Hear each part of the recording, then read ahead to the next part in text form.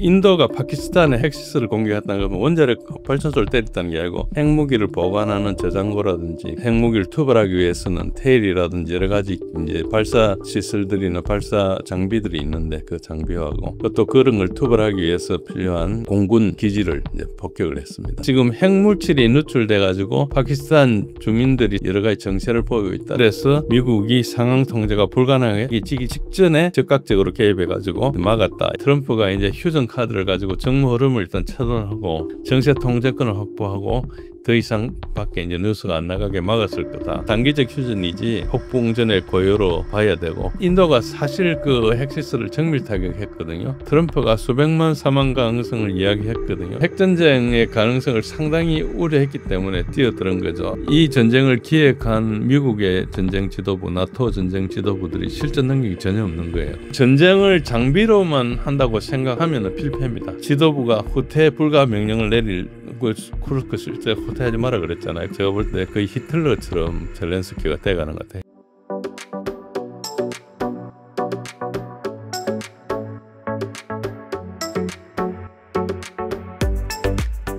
트럼프의 중재로 인도 파키스탄이 전쟁 휴전에 합의했다고 하는데요. 왜 갑자기 휴전 카드를 꺼내게 된 걸까요? 예, 그거는 이제 알려면은 지금 이 공격을 좀 알아야 됩니다. 그래서 이제 인도가 파키스탄의 핵시설을 공격을 했거든요. 핵시설을 공격했다는 건 원자력 발전소를 때렸다는 게 아니고 핵무기를 보관하는 저장고라든지 거길 이제 핵무기를 투발하기 위해서는 테일이라든지 여러 가지 이제 발사 시설들이나 발사 장비들이 있는데 그 장비하고 또 그런 걸 투발하기 위해서 필요한 이제 공군 기지를 이제 폭격을 했습니다. 그래서 거기가 장소가 어딘가 하니까 키리나 힐스라는 데요. 인도 말이기 때문에 영어로 이렇게 알파벳이 좀 틀릴 때가 있습니다. 그렇게 해서 일단 기본적으로 군사 작전부터 먼저 말씀드리면은 오른쪽에 있는 것은 지금 아까 말씀드린 대로 이제 그 파키스탄 내에 있는 테러 조직들의 시설들을 9군데를 폭격한 것이고요. 그게 다 주황색으로 표시되어 있습니다. 거기에 가운데 보면은 파란색 동그라미가 하나 있는데 제가 그 위치를 대략 짐작해 가지고 그 표시해 놓은 것입니다. 그 파란색 동그라미보다 약간 서쪽이나 약간 동쪽일 수 있습니다. 대략 그 부근이다 이렇게 생각하시면 되고요. 자세한 지도는 다시 보여드리겠습니다. 기본적으로 개요가 뭔가 하니까 파키스탄의 핵 무기를 저장하고 운용하는 체계를 무력화하는 전략적 타격을 한 것인데요. 이 파키스탄이 계속 핵무기를, 파키스탄의 개념이 핵 선제 공격 개념이 있습니다. 이제 인도는 선제 공격을 안 해요. 핵 공격을 받으면 때린다 이런 건데, 선제 공격이 교류에 있고 하다 보니까 걸핏하면 핵무기 쏘겠다 이야기를 해요. 그러니까 이제 이런 분쟁이 일어나면 되게 신경 쓰이죠, 인도로서는. 그래서 이제 그 시설을 때리는데 핵무기를 직접 공격을 한다기보다 핵 저장 시설이나 이런 걸 이제 파괴해서 당장 그걸 가지고 때리지 못하도록 하는 그런 효과가 있습니다. 그래서 약간 작전이 독특하니까 한번 주의 깊게 보시면은 우리도 뭐 북한이나 뭐 다른 나라가 핵하고 할 때 이런 식으로 공격을 할 거다 이렇게 생각하시면서 하면 뭐 꼭 이렇게는 안 하겠지만 상상하시면서 들으시면 좀 좋을 겁니다.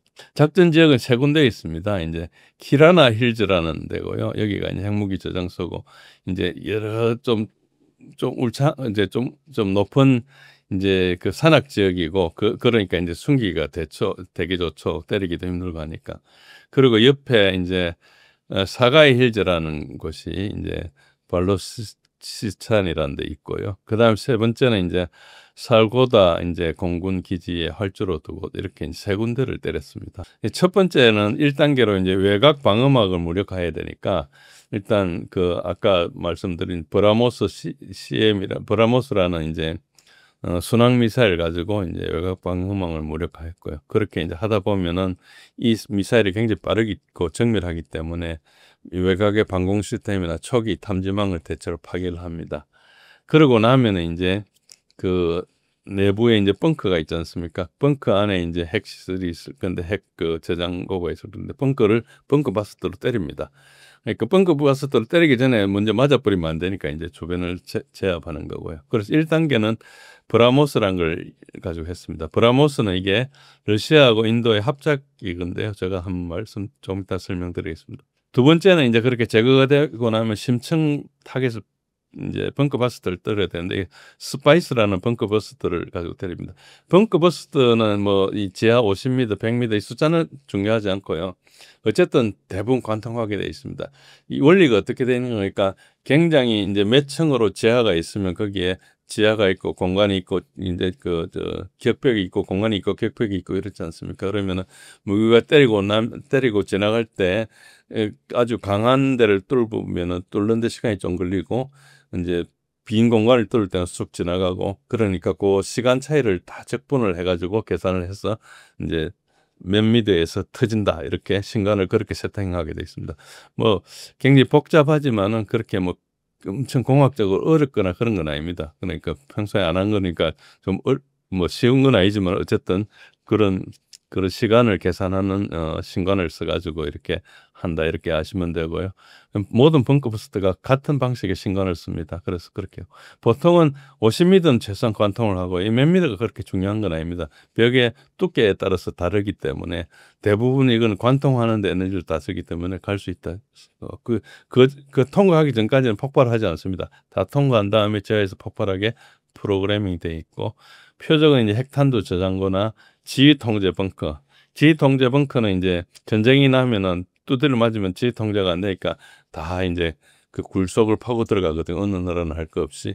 그래서 이제 그걸 때릴 수 있으려면 굉장히 이제 뭐 굉장히 관통할 수 있는 능력이 있어야 되죠. 그래서 보통 이제 이런 걸 뚫는 게 벙커버스터라는데 예, 그렇습니다. 그걸 가지고 이제 심층 표적을 타개하고 세 번째 단계에서는 이제 이제 그 다음에 공군기지나 옆에 여러 가지 이제 그 부수 시설 근처에 이제 때리는데 이게 굉장히 강화되기도 하고 또 공군기지 같은 활주로 좀 벗어나 버리면은 그냥 옆에 빈 공간에 때리지 않습니까? 그럼 비행기가 오갈 수 있으니까 그건 사실 정밀해야 되거든요. 그래서 이걸 원형 공산오차라 그러는데 그 정밀도가 1m 이내의 정밀도를 달성해야 됩니다. 그래서 요걸 다 달성했습니다. 그래서 이런 걸로 봐서 이제 이게 단순 보복이 아니고 핵 억제 체제에 대해서 정밀한 전략을 공격을 했고 이걸 좀 과시했다. 그래서 약간 보여주기식 이라 볼 수 있습니다. 그래서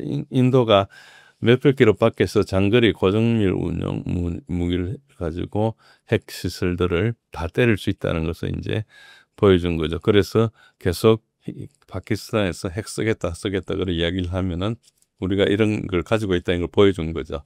이건 이제 국제사회에 이걸 보여준 거기 때문에 좀 결단력이 있다 볼 수 있죠. 요 자세히 보시면 파키스탄의 핵시설이 이렇습니다. 핵시설이 이렇게 여기 여러 가지 왼쪽에 표가 있는데 한 15군데, 16군데쯤 되는데 이게 시설들이 뭐 핵 발전소도 있기 때문에 이걸 핵시설이라 할 수는 좀 없죠. 우리가 핵무기 저장고라 그러면은 연구시설이나 이런 데는 농축도 돼 있고 그다음에 이제 그 핵 폐기장도 있고 그다음에 이제 뭐 보관 이제 핵 무기를 저장하는 저장고도 있고 여러 가지가 있는데 이 가운데 있는 보라색에 있는 것이고요. 그 시설을 제가 확대해가지고 여기 왼쪽에 그려놨습니다. 여기 보시면은 여기도 이제 그 연구용 그 원자로가 있고 그 다음에 뭐 여기 연료를 생산하는데 그 등등 시설이 있습니다. 여기를 때린 겁니다. 여기 보시면 보다 상세한 지도인데요. 여기 지금 혹시 관심 있으신 분들은 여기 밑에 JJAMWALI.in이라는 여기에 자료가 많이 있습니다. 이 자료를 제가 다 읽어보고 이렇게 설명드리는 거니까 짧은 시간에 이해가 안 되신 분들은 여기 사이트 가셔서 어떻게 했는지 보시면은 자료가 많이 있습니다. 그 외에도 뭐 인도의 언론 한 10군데 정도 보면은 대부분 다 나오게 되어 있습니다. 이게 때린 장소는 왼쪽에 이제 히트1, 히트2라는 요 별표 있는 데를 두 군데를 때렸고요. 여기가 키라나 힐즈라는 데입니다. 지금 말씀드린 시설이 있는 거고 밑에서 보면 굉장히 높죠. 높은 데니까 이 안에 이제 그 땅에 그 산에 동굴을 파고 들어가 있으니까 때려도 이제 잘 안 들어오게 이렇게 돼 있는 그런 대로 돼 있다고 봅니다. 오른쪽에 보시면 때리고 나서 구름이 올라오는 게 좀 보이죠. 멀리서 이렇게 누가 찍은 것 같습니다. 스트라이크 해놨는데 이런 거고요. 실제로 이거 때린 건 맞고요. 요거 지리적인 환경을 좀 보면은 이제 사르고다라는 그 도시에 이제 공군 기지가 있는데 여기서는 이제 키라나 힐스에 있는 무기를 적재해 가지고 뭐 항공기에 싣기도 하고, 그다음에 거기에 텔이라 해서 발사대를 할 수 있는 공군기지가 여러 군데 있으니까 하기도 하고, 핵무기를 그 보관하기도 하는 그런 데입니다. 그래서 키라나 힐스라는 게 그 하는 시설만 있는 게 아니고 여러 군데 몇 군데 시설이 있기 때문에 거기가 하나의 핵무기의 뭐라 그럴까요? 뭐 보고라 그럴까요? 그러니까 파키스탄의 핵시설 중에 제일 알짜배기다 생각하시면 돼요. 거기에 대부분 다 있다. 물론 몇 군데 분산해 해놨지만 그렇게 있고, 여기서 때릴 수 있고 여기서 또 지휘 통제도 한다 생각하시면은 여기를 건드리는 게 이제 파키스탄한테 얼마나 큰지 알고 있습니다.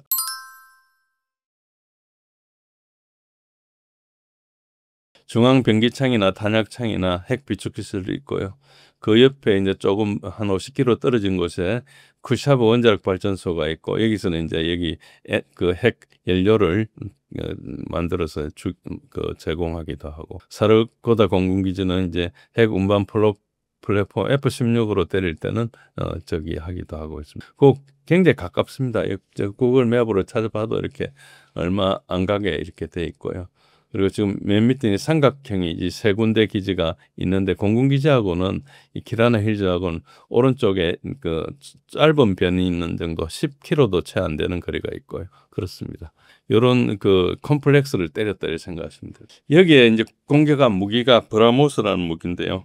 그 브라모스라는 무기는 이제 브라마푸트라라는 인도의 강이 있습니다. 이제 방글라데시 쪽에서 이렇게 중국에서 방글라데시 쪽을 거쳐서 이렇게 오는 인도의 강인데, 인도의 굉장히 젖줄이죠. 그런 방글라데시는 그 강을 가지고 이제 먹고 살 정도로 그렇고요. 어쨌든 인도의 강입니다.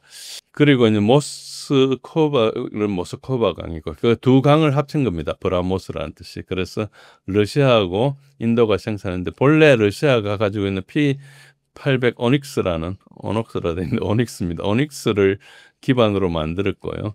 그게 순항 미사일이기 때문에 속도가 빠른 건 아닙니다. 뭐 그냥 음속 뭐에 준하는 그런 속도고요. 공중 발사, 대함, 지대지, 잠수함 이런 거 하니까 우리 하품 미사일하고 비슷한 뭐 그런 류로 생각하시면 됩니다. 그런데 이제 상당히 이제 성능이 뛰어나고 정확도가 높고, 그리고 이걸 이제 인도하고 같이 생산했어.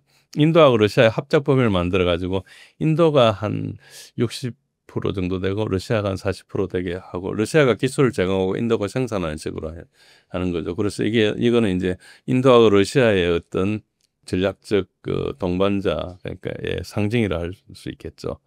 그래서 이걸 또 필리핀에 판매했습니다. 3년 전에 판매했고, 인도네시아에서도 이걸 살려 그러고 있고 그렇습니다. 그런데 이제 뉴스 왼쪽에 헤드라인을 보시면 어떻게 브라모스 미사일이 이제로 공격해가지고 파키스탄이 휴전 협정에 동의하겠나 이런 기사가 있는데, 이 기사는 각자 자기 좋게 좀 하기 때문에 어느 정도 이해하시면 되고요. 어쨌든 뭐 인도가 원해서 한 것도 아니고 파키스탄이 원해서 한 거 아닌 걸로 생각합니다. 지금 이제 이 장황하게 설명했는데, 지금 이 공격을 이해하셔야지 왜 이렇게 됐는지를 이제 답을 드릴 수 있기 때문에 장황하게 설명했습니다. 일단 파키스탄이 먼저 핵무기를 이동한 걸로 추정됩니다. 그러니까 그거를 이제 미국은 위성이 있으니까 그걸 다 볼 수가 있거든요. 이미 이제 4월 23일 날 그 테러가 났을 때부터 여기가 조짐이 이상하니까 여기에 이제 키올 위성 같은 거 많이 보내가지고 이제 보고 있었을 겁니다. 그런데 이제 미국이 당연히 탐지할 수 있는 시점이나 방식이라는 것은 이제 사일로에서 쏘는 게 아니고 텔에서 꺼내가지고 이제 트럭에서 싣고 하는 그런 방식으로 핵무기를 이동했다, 이렇게 이제 보는 거죠. 그걸 보고 인도가 이제 그걸 동시에 탐지했을 가능성이 매우 높겠죠. 인접 국가의 핵시설이니까 모든 자산을 가지고 핵무기를 보고 있지 않겠습니까? 그러니까 이제 보고 이제 파키스탄에 아까 말씀드린 키라나 힐즈가 하나의 모기지니까 거기에 미사일을 발사한 거예요. 그거를 무기를 파괴하거나 폭발시킬 목적은 아니고요. 파키스탄에 대해서 내가 보고 있으니까 내가 때리겠다. 그걸 진짜 때리면 약간 좀 커지는 문제가 되니까 이제 그렇게 했는데, 아무래도 이제 뭐 핵시설 핵무기를 직접 때려도 핵폭발이 일어나지 않습니다. 핵무기는 이제 어떤 상태인가 재래식 무기로 때린다고 해서 보통 폭약처럼 터지는 게 아니고 이제 두 물질이 서브 크리티컬 상태로 늘 있다가 격발을 시키면은 이제 크리티컬 상태가 돼서 연쇄 반응이 일어나거든요. 그러니까 그 장치가 아니면 다른 걸로 때려도 소용이 없는 거죠. 그런 상태지만은 그 대신에 핵무기가 재래식 폭탄에 맞으면 핵무기가 뭐 부서지니까 핵물질이 누출되겠죠. 지금 핵물질이 누출돼 가지고 파키스탄 주민들이 상당히 지금 여러 가지 정세를 보이고 있다는 뉴스는 있습니다. 그래서 이제 미국이 이제 약간 공황 상태가 돼가 직접 개입을 해야겠다. 지금 이 정도 되면 파키스탄이 때리려 하는구나 생각을 해가지고 급히 막은 거라고 볼 수 있습니다. 그래서 이제 이게 왜 문제가 되는 거니까 이제 일단 핵 안보 위협이고요. 이게 방사능 누출도 되고 이제 국제적인 우려도 되고 이런 것들이 있고요. 여기에 이제 요건 조금 이따 다시 말씀드리겠습니다. 말씀드리고 이제 본격적으로 문제가 되는 것은 이제 이 미국이 왜 했느냐를 먼저 말씀드리겠습니다.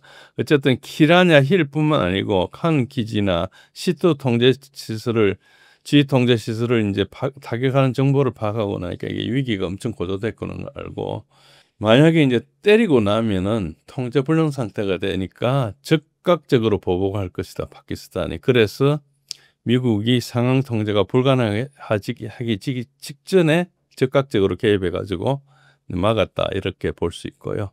그래서 이제 일단은 미국이 우려한 것은 자기 자포자기식으로 핵 공격을 할 가능성이 파키스탄은 좀 있어요. 파키스탄은 약간 좀 합리성을 좀 넘어가는 그러니까 자기네들이 이 이슬람계에서는 유일하게 핵무기 보유 국가거든요.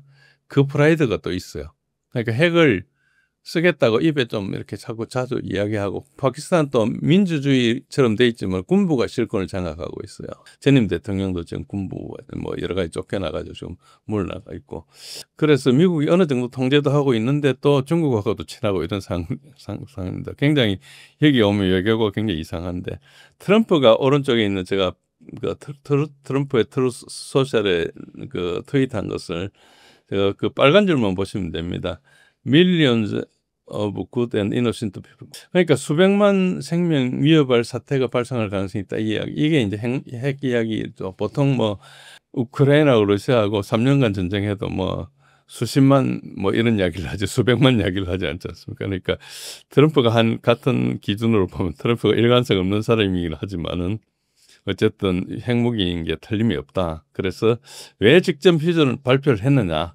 요 질문에 이제 그 말씀을 드리자면은 일단 키라나일즈 핵시설 타격 후에 방사능 누출 정황이 퍼지면서 방사능이 누출되니까 이제 이걸 치료를 받아야 된다든지 사람들을 다 소개해가지고 다른 데로 가야 되는 이런 문제가 터지니까 이제 파키스탄도 이제 정부가 그냥 가만히 있을 수 없으니까 뭔가 보복해야 되고 그리고 이 두 나라는 탄생 때부터 이때까지 싸우는 나라니까 핵위기로 확산되는 가능성이 굉장히 크고 이게 이제 만약 핵전쟁이 퍼지면 이제 이 세계가 걷잡을 수 없을 테니까 그래서 미국이 인도의 작전을 사후에 파악하고 나서 파키스탄의 핵무기 보호 가능성을 심각하게 받아들였다 이렇게 볼 수 있고요. 그래서 미국이 글로벌의 핵 안보 통제 체계하고 국제 신뢰 유지 차원에서 신속한 휴전 조율이 필요했다고 보고 트럼프는 이제 자기가 먼저 이렇게 아까 질문하신 내용은 자기의 외교적 성과도 이제 과시를 해야 되니까 그런 동기가 있었다고 봅니다. 그러니까 먼저 했겠죠. 결론적으로 이거는 외교 행위라기보다 긴급 봉합용 유익이 봉합용 긴급 개입이라 볼 수 있습니다.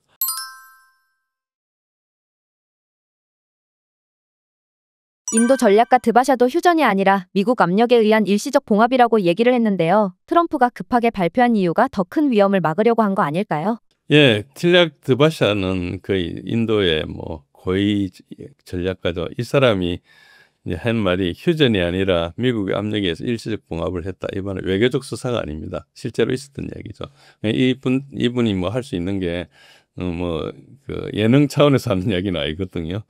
그러니까 이제 휴전이 자발적인 평화 과정의 산물이 아니고 외부 강국의 개입에 따른 강제 중단인 것을 이야기했기 때문에 이 사람 말 자체가 거의 답이라 볼 수 있습니다. 세 가지 정도로 이제 휴전 발표가 급했던 가능성을 추정할 수 있는데 일단 방산 누출이 된 겁니다. 이 세 군데 시설을 타격한 후에 이제 방사능 누출이 된 거죠. 방사능 누출이 됐다는 걸 어째 이야기하면 파키스탄이 핵 관리를 잘못했다는 겁니다. 이 정도 미사일을 맞아가지고 방사능 누출된다는 것은 사실 허술하게 지어놨다고 볼 수 있거든요.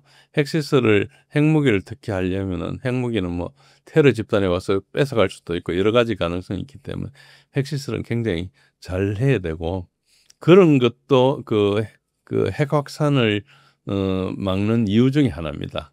핵 확산을 예를 들어 우리나라 같은 나라가 핵무기를 가지는 것을 만약 국제사회가 뭐 투표를 한다면 그렇게 반대하지 않을 거예요. 나름 관리를 할 거니까. 근데 이제 북한만 가도 좀 달라지죠.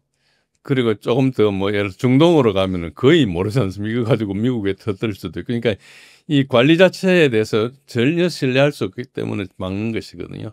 물론 막힌 우리나라 같은 입장에서 보면은 좀 아쉽고 그렇지만은 이제 핵 관리라는 게 이제 핵이라는 게 뭐 한번 쓰면은 누구도 막을 수 없는 상황이기 때문에 그런 거고요. 그러니까 일단 파키스탄이 이 정도로 관리했다는 것은 그 순항 미사일 한 대 맞고 뭐 이렇게 방사능이 누출된다 이런 것들은 사실은 관리를 잘못한 거죠. 일부 그 인도도 때릴 때 방사능 누출 시키려 한 게 아니고 그 주위에 때려서 이제 신용만 하겠다는 이런 뜻으로 했을 가능성이 되게 높거든요.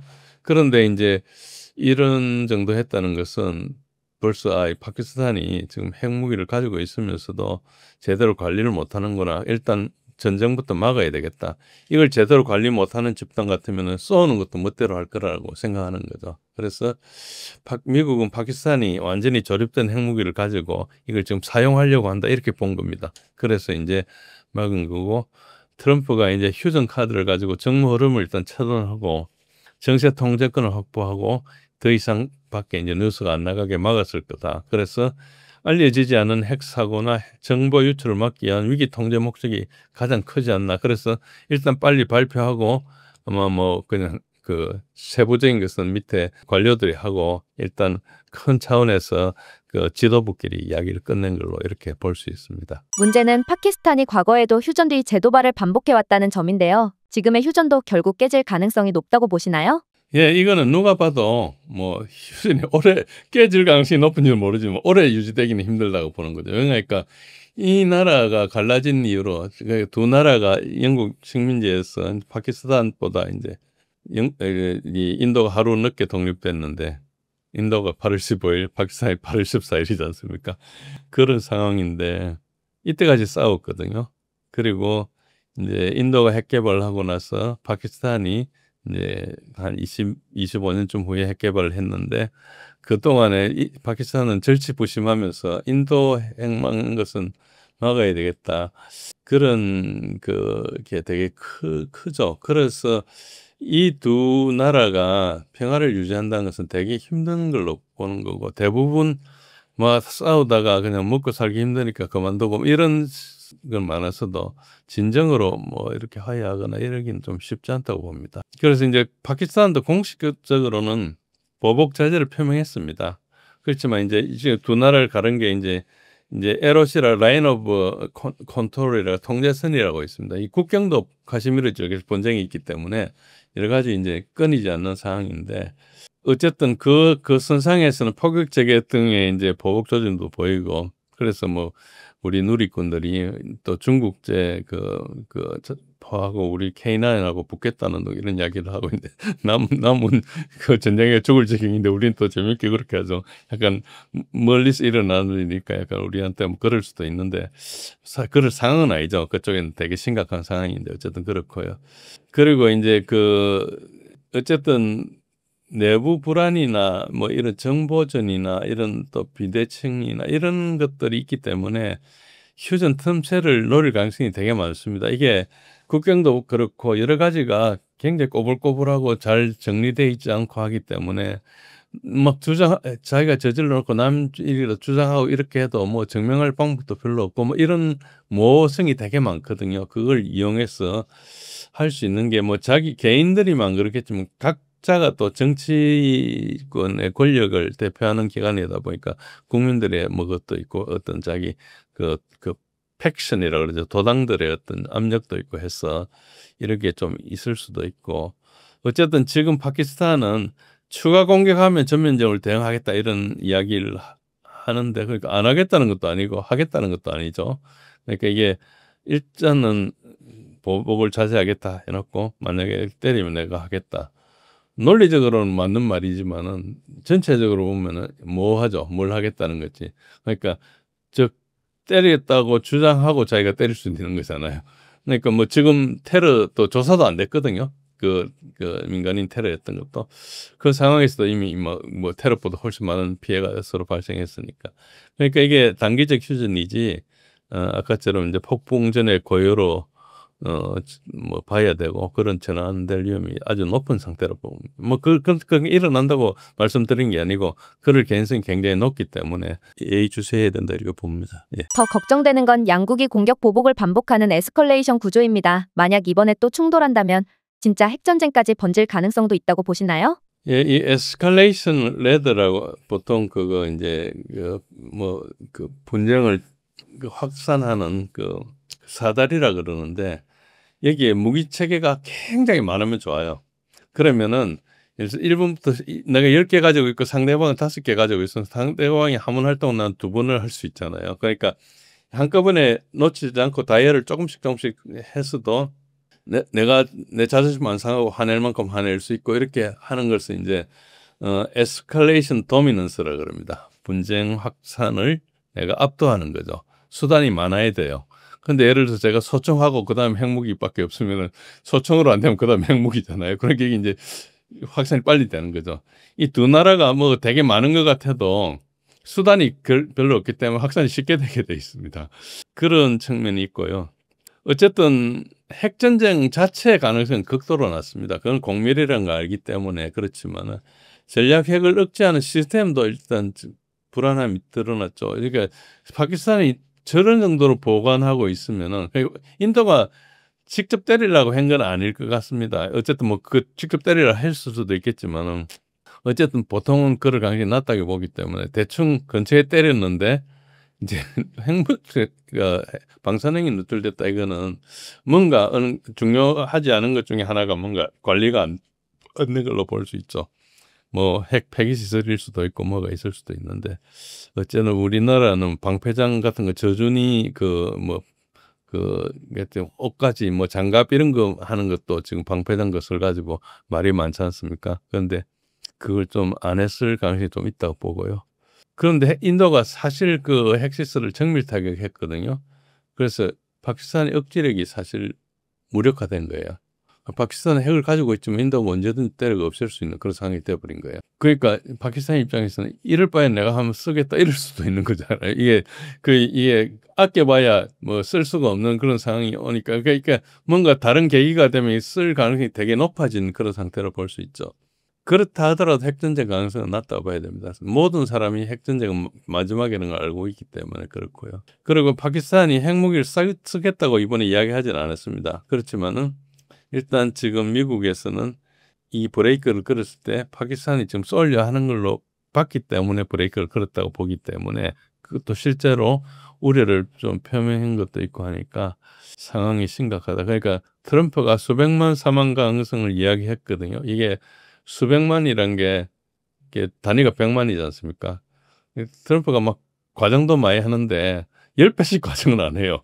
보면은 뭐 우리나라 옛날에 그 방위비 할 때도 뭐 이제 50억 불 이야기했죠. 우리가 뭐 이제 1조 정도 될까 말까 이런 이야기 하고 있는데 그랬고 뭐 이제 우크라이나 이야기할 때도 1,750억 불이었는데 3,500불로 2배까지 정도는 했는데 그 뭐 이제 트럼프의 나름 논리가 있을 겁니다. 그게 황당한 소리는 아닌데 그래도 뭐 그런데 이게 수백만 명이라는 것은 수십만 명은 아니거든요. 그러니까 핵전쟁의 가능성을 상당히 우려했기 때문에 뛰어드는 거죠. 안 그러면 우크라이나 전쟁 같은 경우는 큰 전쟁이 일어나도 몇 년째 뭐 지금 트럼프 취임하고 100일 넘었는데도 계속 협상 이야기하고 있지 않습니까? 단호하게 뭘 못하고 있는데 이거는 그렇다는 걸로 봐서 실제로 핵을 쓸 가능성 자체는 낮지만은 핵전쟁 문턱까지 접근한 위기였던 것은 분명해 보입니다. 그래서 아마 그런 걸 보고 있고요. 네.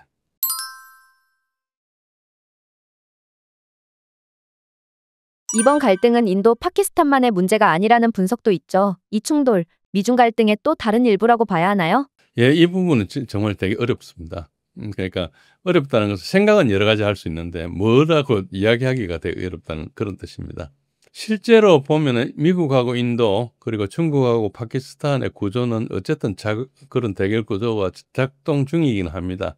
중국은 일단은 사실 입을 딱 닫고 있는 상황이고요. 인도는 일단 무기를 프랑스나 미국, 러시아로부터 이제 다국적 무기를 계속 도입해 왔고, 그렇지만 아까 말씀드린 대로 다국적이다 보니까 서로 상호 운용성 부분에 약간 매끄럽지 않아서 통합성이 좀 부족한 걸로 보이고요. 그래도 인도가 무기가 많죠. 파키스탄보다. 파키스탄은 중국제 무기하고 전자전 체계를 통합해 가지고 이제 디지털 네트워크 기반의 전장을 구축해 놓은 상태다. 그래서 이번에 공중전에서도 보셨다시피 파키스탄이 약간 공중전을 어쨌든 이긴 걸로 봐야 되지 않습니까? 그런데 이제 인도 장군, 퇴역 장군들 이야기를 들어보면은 그 사람들이 이제 팟캐스트 같은 데 이야기를 하는데 인도 그러니까 파키스탄 군이 그 중국 장비를 가지고 사용을 하는데 연습을 하도 잘하고 파키스탄이 잘 싸운대요. 그래서 인도 그 퇴역 그 장군들은 자기가 중국 군이 그걸 운영하는 중국군하고 싸우는 게 낫지 중국 장비를 쓰는 파키스탄 군하고 싸우기를 싫다는 거예요. 그러니까 그 정도로 연습을 열심히 하고 이 군인들의 자세는 좋은 것 같습니다. 그 여러 가지 이제 증명을 할 수 없지만 이야기를 들어보면 그렇고요. 그래서 중국보다 파키스탄이 훨씬 더 이 숙달이 돼 있는 게 아닌가. 중국은 이제 적이 막연하게 많잖아요. 미국이 쳐들어온다니까 미국이 적도됐다가 이런 나라가 적이 되는데 반해서 파키스탄은 딱 하나 적이거든요. 그러니까 인도 상대로 이제 계속 생존 문제를 가지고 하니까 그런 것도 있은 것 같고 이번에 이제 끝나고 브리핑하는 걸 보니까 그 브리핑하는 공군 그분은 나중에 공군 참모총장 되겠더라고요. 브리핑을 아주 실제로 있었는지 모르지만 좀 거짓말 보태서인지 브리핑을 아주 잘하더라고요. 그러니까 굉장히 개념을 명확하게 뭘 어떻게 했다 그러고 이제 증거도 되고 이야기를 하는데 봤어. 파키스탄이 분명히 그 공중전에 대비한 것은 훨씬 잘하고 있다. 그것은 하루 이틀에 이루어지는 게 아니고 평소에 많이 준비하고 닦았기 때문이라 볼 수 있기 때문에 이 중국제를 가져왔는데 중국제가 좋든 싫든 그 체계를 가지고 단일 통합을 잘하고 운용을 잘하고 있다. 이건 알 수 있죠. 그래서 통합 작전을 하는 데서는 네트워크 기반에서는 파키스탄이 지금 잘하고 있다. 이렇게 볼 수 있고요. 그리고 미국은 이제 인도 편에 서 있지만은 휴전 협상에서는 일단은 편이 중요한 게 아니고 일단 그 위기 통제 차원에서 독자적으로 들어가지고 막은 걸로 보이고요. 그리고 중국은 전자전, 데이터 링크, PL-15 미사일 등 이런 것을 사실 파키스탄에 기반을 제공한 제공자 입장이지 않습니까? 그래서 경제 협력해가지고 무기를 팔았다 이렇게 하지만은 사실 공동 개발한 역사도 있고 오랫동안 있고 또 지금 시팩이라 해가지고 중국에서 이제 파키스탄을 거쳐서 이렇게 가는 도로도 만들어 놔가지고 이제 저쪽에 이제 동중국해, 남중국해가 막혔을 때 이제 일로 가기 위한 그것도 구축해 놓은 상태. 1대1로 일환이죠. 그러니까 이제 파키스탄은 중국 손에 사실상 들어와 있어요. 부채도 되게 많은 상태고요. 그래서 중국이 파키스탄은 확실히 같은 편이라도 거의 봐야 되지 않느냐 정도로 같고요. 인도하고 미국은 가깝지만은 미국이 인도를 완전 통제하고 있지는 않다. 그렇지만은 그래도 이런 상황에서는 같은 편이 될 공산이 있고 아직까지 위기가 이제 번지지 않았기 때문에 그런데 만약에 전쟁이 나거나 하면은 저 구도가 이제 지금 말씀하신 대로 작동할 공산이 크고요. 그래서 이제 여러 가지 맥락상 이번에 충돌은 미중 전략 충돌이 미리 좀 터진 게 아닌가 이렇게 볼 수도 있는 그러니까 하나의 전선이 이제 지금 미국 입장에서는 러시아하고 우크라이나에서 있고 중국에 있고 근데 그 사이에 여기서도 하나 전선이 만들어진 것 같은 그런 느낌이 들 그럴 정도로 이제 사례가 일어났고 사실 사건 초기에 저는 인도의 자작극 가능성까지 생각했습니다. 제가 자작극을 주장한 게 아니고 자작극이라는 그 파키스탄 쪽에 그 여러 가지 정언이 있었어요. 그거를 듣고 이런 썰도 있다. 그런데 이거는 확인은 안 되지만은 이런 차원에서 생각해 보자. 그랬다가 또 다른 썰이 나오고 나중에 이제 그 자작극이라고 제가 믿었던 원인 중에 하나는 처음에 이제 자기들이 했다는 그 테러 집단이 안 했다고 또 들어갔고 이런 번복 과정이 있었지 않습니까? 그래서 진위가 확인이 안 되는 과정인데 지금 보니까 이제 그 테러 집단이 한 것 같고요. 그러니까 이제 자작극은 거의 가능성이 줄어들었는데 어쨌든 저는 이제 그거를 제 블로그에 한 거의 2주 가까이 전에 이제 이걸 해놨습니다. 진제1의 군사력 이야기 블로그를 들어가셔가지고 인도 파키스탄 사태 제가 글 써놓은 게 있는데 거기 보면은 제가 3차 대전이 일어난다면 일어날 가능성이 높은 나라 세 나라를 지목했어요. 그게 특히 사우디, 인도인데요. 그 기준이 뭔가 그러니까 그 세 나라 다 양다리 걸친 나라다. 서방하고 남방하고 글로벌 사우스라는 범남방하고 컴바인드 웨스트라는 범서방하고 우리나라 같으면 컴바인드 웨스트에 끝자락에 들어가 있죠. 일본하고 우리나라는. 그런 그 대결, 브릭스 중심으로 이루는 남방 이런 진영 논리에서 특히 사우디 인도는 같이 들어가 있어요. 터키는 나토에 가입해 있고요. 그리고 이제 브릭스에도 들어가려 하고 있고 이제 사우디도 미국하고도 관계가 좋고 러시아하고도 관계가 좋고 인도도 이제 미국하고도 러시아하고도 관계 좋고 그러니까 양다리 걸친 나라들이 이제 하나의 그거 그리고 두 번째 기준은 상당한 군사력이 있어야 돼요. 그러니까 조그만 군사력이 있으면 그걸로 그 소위 말해서 불이 잘 붙지 않지 않습니까? 불소식이 붙다가 꺼질 건데 상당히 오래 타야 되는 전력이 돼야지 이제 3차 전의 가능성이 있기 때문에 이 세 나라가 상당한 군사력을 보유하고 있고 물론 세 나라 사이에 이제 비교되지만은 그래서 이란도 군사력이 많지만 이란은 확실히 한 편이잖아요. 그러니까 이런 나라는 3차 대전이 잘 안 되는 거죠. 그리고 이제 전쟁의 결과에 영향을 미치는 나라들인데 이제 중국 같으면 전쟁 결과가 인도는 중국에 영향을 미치고 터키는 러시아에 영향을 미치고 사우디는 이란에 영향을 미치게 돼 있어요. 적대 관계든 친한 관계든 어쨌든 그쪽의 세력 균형점이 만약에 전쟁에 따라서 결과에 따라 확 무너질 수가 있거든요. 그러니까 예를 들어서 터키가 확 무너지면은 러시아가 흑해 밑에 들어가서 흑해 연결한 지중 연결하는 보스포러스 해협 자체를 통제권 러시아가 가질 수도 있는 그런 상황이 올 수도 있거든요. 그러니까 그 정도로 그 나라들은 영향권이 세기 때문에 한번 전쟁이 일어났을 때 지도가 확 바뀌는 그런 정도에 대해 3차 대전이 일어나지 저 끝에 들판에서 조그만 불 피우는 이런 건 아니라고 본다고 보면은 이 가능성인데 이번에 인도가 여기 붙었기 때문에 3차 대전도 우리가 미리 생각을 하고 있어야 된다. 이런 생각을 하고 있었습니다. 휴전을 유지하려면 양국이 출구를 마련해줘야 한다는데 이번엔 인도가 테러는 전쟁이라며 파키스탄에 빠져나갈 구멍조차 안 줬다고 하더라고요. 이런 상황에서 정말 평화적 출구 찾기가 가능할까요? 지금은 출구 전략이 없어 보이죠. 출구 전략이 사실상 없습니다. 그러니까 인도는 테러를 전쟁으로 규정했기 때문에 그 규정 자체를 물러서지 않은 이상은 평화적 타입 자체가 없거든요. 테러 일어난 게 전쟁 행위라 보고 난 전쟁을 한다. 그러니까 전쟁을 시작한 거예요, 사실상.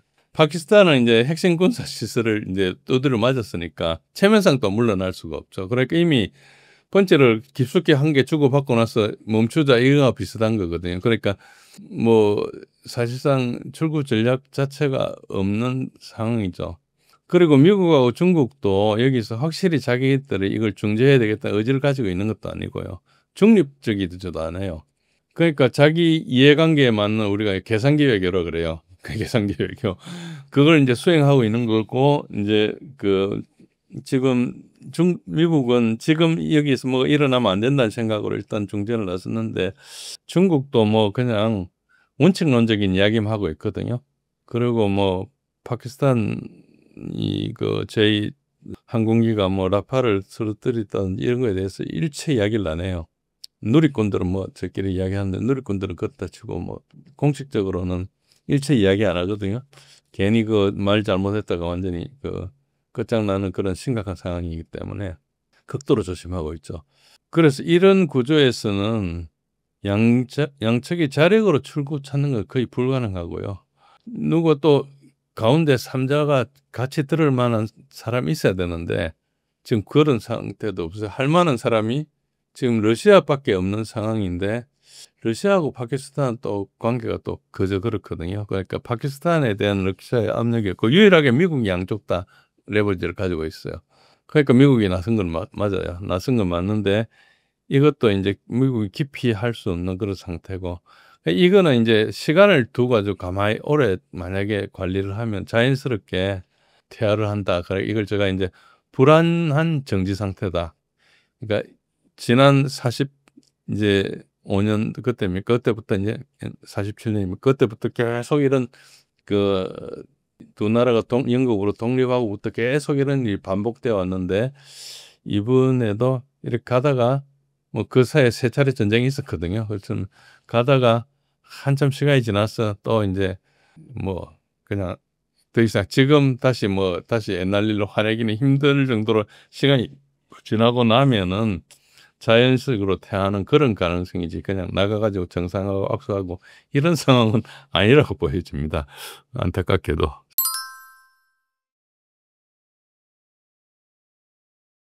현재 인도 파키스탄 전쟁 배경은 어떻게 되나요? 우선 간단하게 인도 파키스탄 분쟁에 대해서 잠깐 리뷰를 하겠습니다. 뭐 다른 건 다 뉴스 보셔서 아실 거니까 간단하게 이제 분쟁과 관련된 사항만 하겠습니다. 일단은 뭐 아시다시피 테러 때문에 발생했고요. 일단은 인도는 이 테러에 대해서 무관용 정책을 시행하고 있습니다. 오른쪽 그림에 나중에 보면 나오겠지만 이곳에 대해서 이제 테러 지원 시설이라고 해서 인도가 폭격을 했습니다. 처음에는 뭐 여러 가지 뭐 자작극, 배우설 여러 가지 설이 제기돼 있고 아직도 그것이 뭐 틀렸다 이렇게 할 수는 없는데 확인이 불가능한 상태고요. 테러 전직이 관여한 것은 거의 확실한 것 같습니다. 그래서 초기에 제기되던 여러 가지 배우설이라든지 뭐 자작극이라든지 이런 건 이제 들어가고 일단은 나타난 걸로 이제 받아들이기 시작하고 있습니다. 인도 정부는 이제 파키스탄이 그 테러 조직을 계속 배후에서 지원한다 이런 설을 제기했고 파키스탄은 그렇지 않다 그러는데 어쨌든 그것도 증명을 잘 못하고 있죠. 그래서 일단 인도는 적극적인 보복을 선언했고 그리고 주범으로서 라슈카르 타이바라는 하부 조직을 이제 지정을 한 상태입니다. 그러다가 5월 6일 날 7일 사이에 5월 6일 7일 자정 사이에 이제 인도 공군이 파키스탄 내 9개 목표 표적에 대해서 정밀 타격을 했습니다. 테러 캠프나 무기고 훈련소, 모병소입니다. 그림에 보시면 9개 장소가 있습니다. 그래서 UN 제재 대상자인 하피즈 사이드 가족을 포함해서 한 100명, 70명에서 100명 정도 사살한 걸로 나옵니다. 이때 이제 동원했던 수단은 라팔하고 수-30 NKI, 미그 29 등 전투기하고 거기에 있는 이제 주로 프랑스제 미사일들, 장거리 미사일이 있었고 아시다시피 스카프는 스톰 섀도우랑 같은 거기 때문에 러우전 때 유명해졌죠. 그래서 알고 계실 거고요. 해머는 약간 정밀도가 높은 유도 폭탄으로 생각하시면 됩니다. 이걸 가지고 했는데 어쨌든 그러다가 이제 충돌하다가 급속히 휴전을 했습니다. 휴전을 했는데 이제 파키스탄에서는 나름대로 자국 영토에 대해서 공격한 거니까 어쨌든 미리 대비를 해가지고 올 거를 알고 또 인도도 그냥 즉각한 게 아니고 여러 가지 정치적인 뭐 그걸 하고 있다가 여론에 좀 밀린 것도 있습니다. 여론에서 왜 보복하지 않느냐 이래가지고 응징 공격을 하고 이 테러는 항상 인도 쪽에서 하는 게 파키스탄 쪽에서 하거든요. 그러니까 이제 인도 사람들은 그거에 대한 어떤 거부감이 있는 상태에 있습니다. 근데 미리 좀 대비를 하다 보니까 정보가 뭐 카나다 쪽에서도 나오기도 하고 언제 간다는 등 뭐 이런 게 있으니까 그 파키스탄은 준비를 하고 있었죠. 준비를 하고 있었는 상태에 이제 했는데 그 국경을 넘지는 않았습니다. 다 국경을 넘지는 않고 무기만 넘은 상태로 이제 갔는데 이걸 이제 스탠드오프라 하기도 하고 우리가 이제 공중전의 경우는 BBR이라 하기도 합니다. 이제 그 시야각 밖에 있는 범위에서 싸우는 거죠. 그런 걸 이야기하는데요. 어쨌든 수백 대의 드론과 전투기, 탄도미사일, 뭐 그리고 순항미사일 이런 게 이제 교환되고 군사 기지에 대해서 상호 타격도 하고 그리고 이제 뭐 또 파키스탄이 또 인도에 대해서 드론을 상당히 전개하고 굉장히 여러 보복 작전이 있었습니다. 또 한편으로 이제 포병 지상군들도 서로 접경해서 싸우고 뭐 그런 것도 있습니다. 그런데 이제 아까 질문하셨다시피 미국이 개입해가지고 급속한 휴전을 했습니다. 그래서 이제 공식 발표 나오기 전에 먼저 트럼프 대통령이 트루스 소셜이라는 자기 SNS에 휴전 선언을 했고, 그리고 그걸로 이제 휴전 선언이 된 겁니다. 그리고 실제로는 그 뒤에도 이제 소규모 교전은 계속 지속됐습니다. 그러나 이제 대규모 충돌은 없어진 상태를 보죠. 우선 이제 가장 유명한 것은 인도 파키스탄 공중전인데, 이걸 하면서 뭐 중국제 전투기가 프랑스제 라팔을 뭐 무찔러 넣니 이런 여러 가지 이야기도 나오고 그랬습니다. 라팔은 이제 우리나라가 살려고 했던 거거든요. 2002년도에 우리나라 이제 그게 라팔을 살 것이냐 F-15를 살 것이냐를 가지고 김대중 대통령 당시에 국론이 갈라질 정도로 되게 많았습니다. 근데 결국은 F-15를 샀죠. 라팔이 더 현대식이었지만은 그때 이제 제가 몸담고 있는 연구소에서 그걸 연구했었는데, 결국은 이제 그 F-15를 산 게 잘 된 거죠. 그 이유는 다른 것보다 유로 환율이 급등을 해버려가지고, 그래서 만약에 라팔을 샀으면 몇 대 못 살 뻔한 그런, 그죠. 어쨌든 정책 결정이란 게 뭐 모르는 변수가 원체 많기 때문에 그런 것도 있습니다. 그러나 라팔이 거의 세계 최고 성능의 비행기인 것은 맞습니다. 뭐 F-35를 제외하면은 서방에서 나온 것은 뭐 중에서 가장 낫다고 볼 수 있죠. 그런데 이제 이렇게 교전을 했는데, 결국 인도가 라팔 3대를 포함해서 5대가 격추됐다고 파키스탄이 주장을 했고, 거기에 쓴 미사일은 PL-15C인데, E는 이제 이게 수출용일 때 E를 씁니다. 뭐 이런 내용인데 일부 확인이 된 것 같고 그렇습니다. 근데 여러분들이 공중전을 어떻게 보셔야 되는 거니까, 공중전은 전투기 한두 대가 하는 게 아니고 여러 대가 하거든요. 그리고 전부 이제 자기 앞에 아무 적기가 보이지 않는 상황입니다. BVR이라 해서 Beyond Visual Range, 그러니까 가시 범위 밖에 있는 적들하고 싸우는 거죠. 이게 21세기 최대 공중전이고요. 역사상 가장 큰 규모의 현대적인 BBR입니다. 그전에는 뭐 독파이스님 이래가지고 가까이서 교전하고 쓰더라도 사이드와인드 같은 가까운 뭐 한 10km 가는 그런 미사일 가지고 쓰는데, 이거는 뭐 120km, 150km, 심지어는 200km도 가는 그런 미사일 가지고 쓰죠. 그래서 이제 그 공중전은 뭐 아시다시피 여러 가지 이야기가 나오고 있는데, 이제 J-12 뭐 상당히 좋다든지 뭐 이런 이야기하고 있는데, 그것은 확인이 안 됐고요. 미사일들끼리 전투라고 보면 됩니다. 다만 이제 PL-15에는 그 A사 레이더가 앞에 달려 있어요. 그리고 이제 좀 독특하게 운영하는데, 이게 그다지 효과 좋은 건지는 아직 실증이 안 됐습니다. 여러 가지 추측이고요. 그런데 이제 문제는 이제 J-10이나 JF-17, JF-17 이런 가격들이 싼 항공기들 뭐 한 4천만 불, 5천만 불 하는 거랑 라팔은 거의 2억 불 정도 하거든요. 그러니까 3배 내지 5배 비싼 항공기를 떨어뜨렸다 그러니까 이제 중국 쪽에서 또 뭐 네티즌들이 사기가 올라가지고 이렇게 하기도 하고, 여러분도 다 아실 겁니다. 그런 이야기가 좀 있었습니다.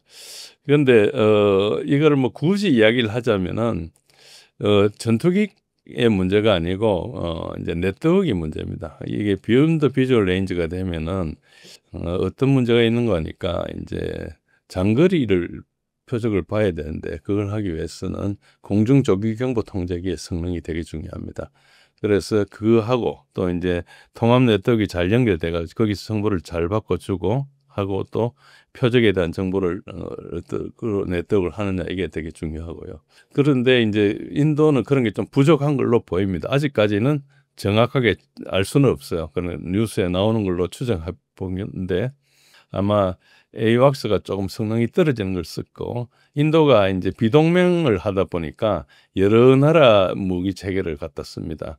그러다 보니까 이제 통합성이 좀 부족하죠. 그거를 예를 들어서 인도가 S-400 같은 경우 러시아제를 쓰고 있고, 뭐 심지어는 또 러시아제 항공기가 좀 많긴 하네요. 뭐 미국 것도 쓰기도 하고, 뭐 이런 거 저런 걸 프랑스제도 쓰기도 하고 하다 보면은 이제 프랑스하고 러시아는 서로 체계가 연동되지 않지 않습니까? 그러니까 이제 연동되는 게 좀 제한되기도 하고 이러다 보면은 데이터 네트워크가 좀 약할 걸로 생각이 됩니다. 이것도 정확히 알 수는 없습니다. 그래서 네트워크에서 이제 공중전은 인도가 좀 밀린 것 같고 개별 전투기 성능하고는 약간 무관할 수 있습니다. 그리고 이제 가장 큰 것 중에 하나가 인도가 이제 약간 러시아제를 많이 쓰거든요. 러시아제 특징은 뭔가 그러니까 시드라고 해서 즉 방공망을 제압하는 그런 능력이 서방에 비해서 약간 부족합니다. 그것은 이제 싸우는 개념하고 관계가 있는데요.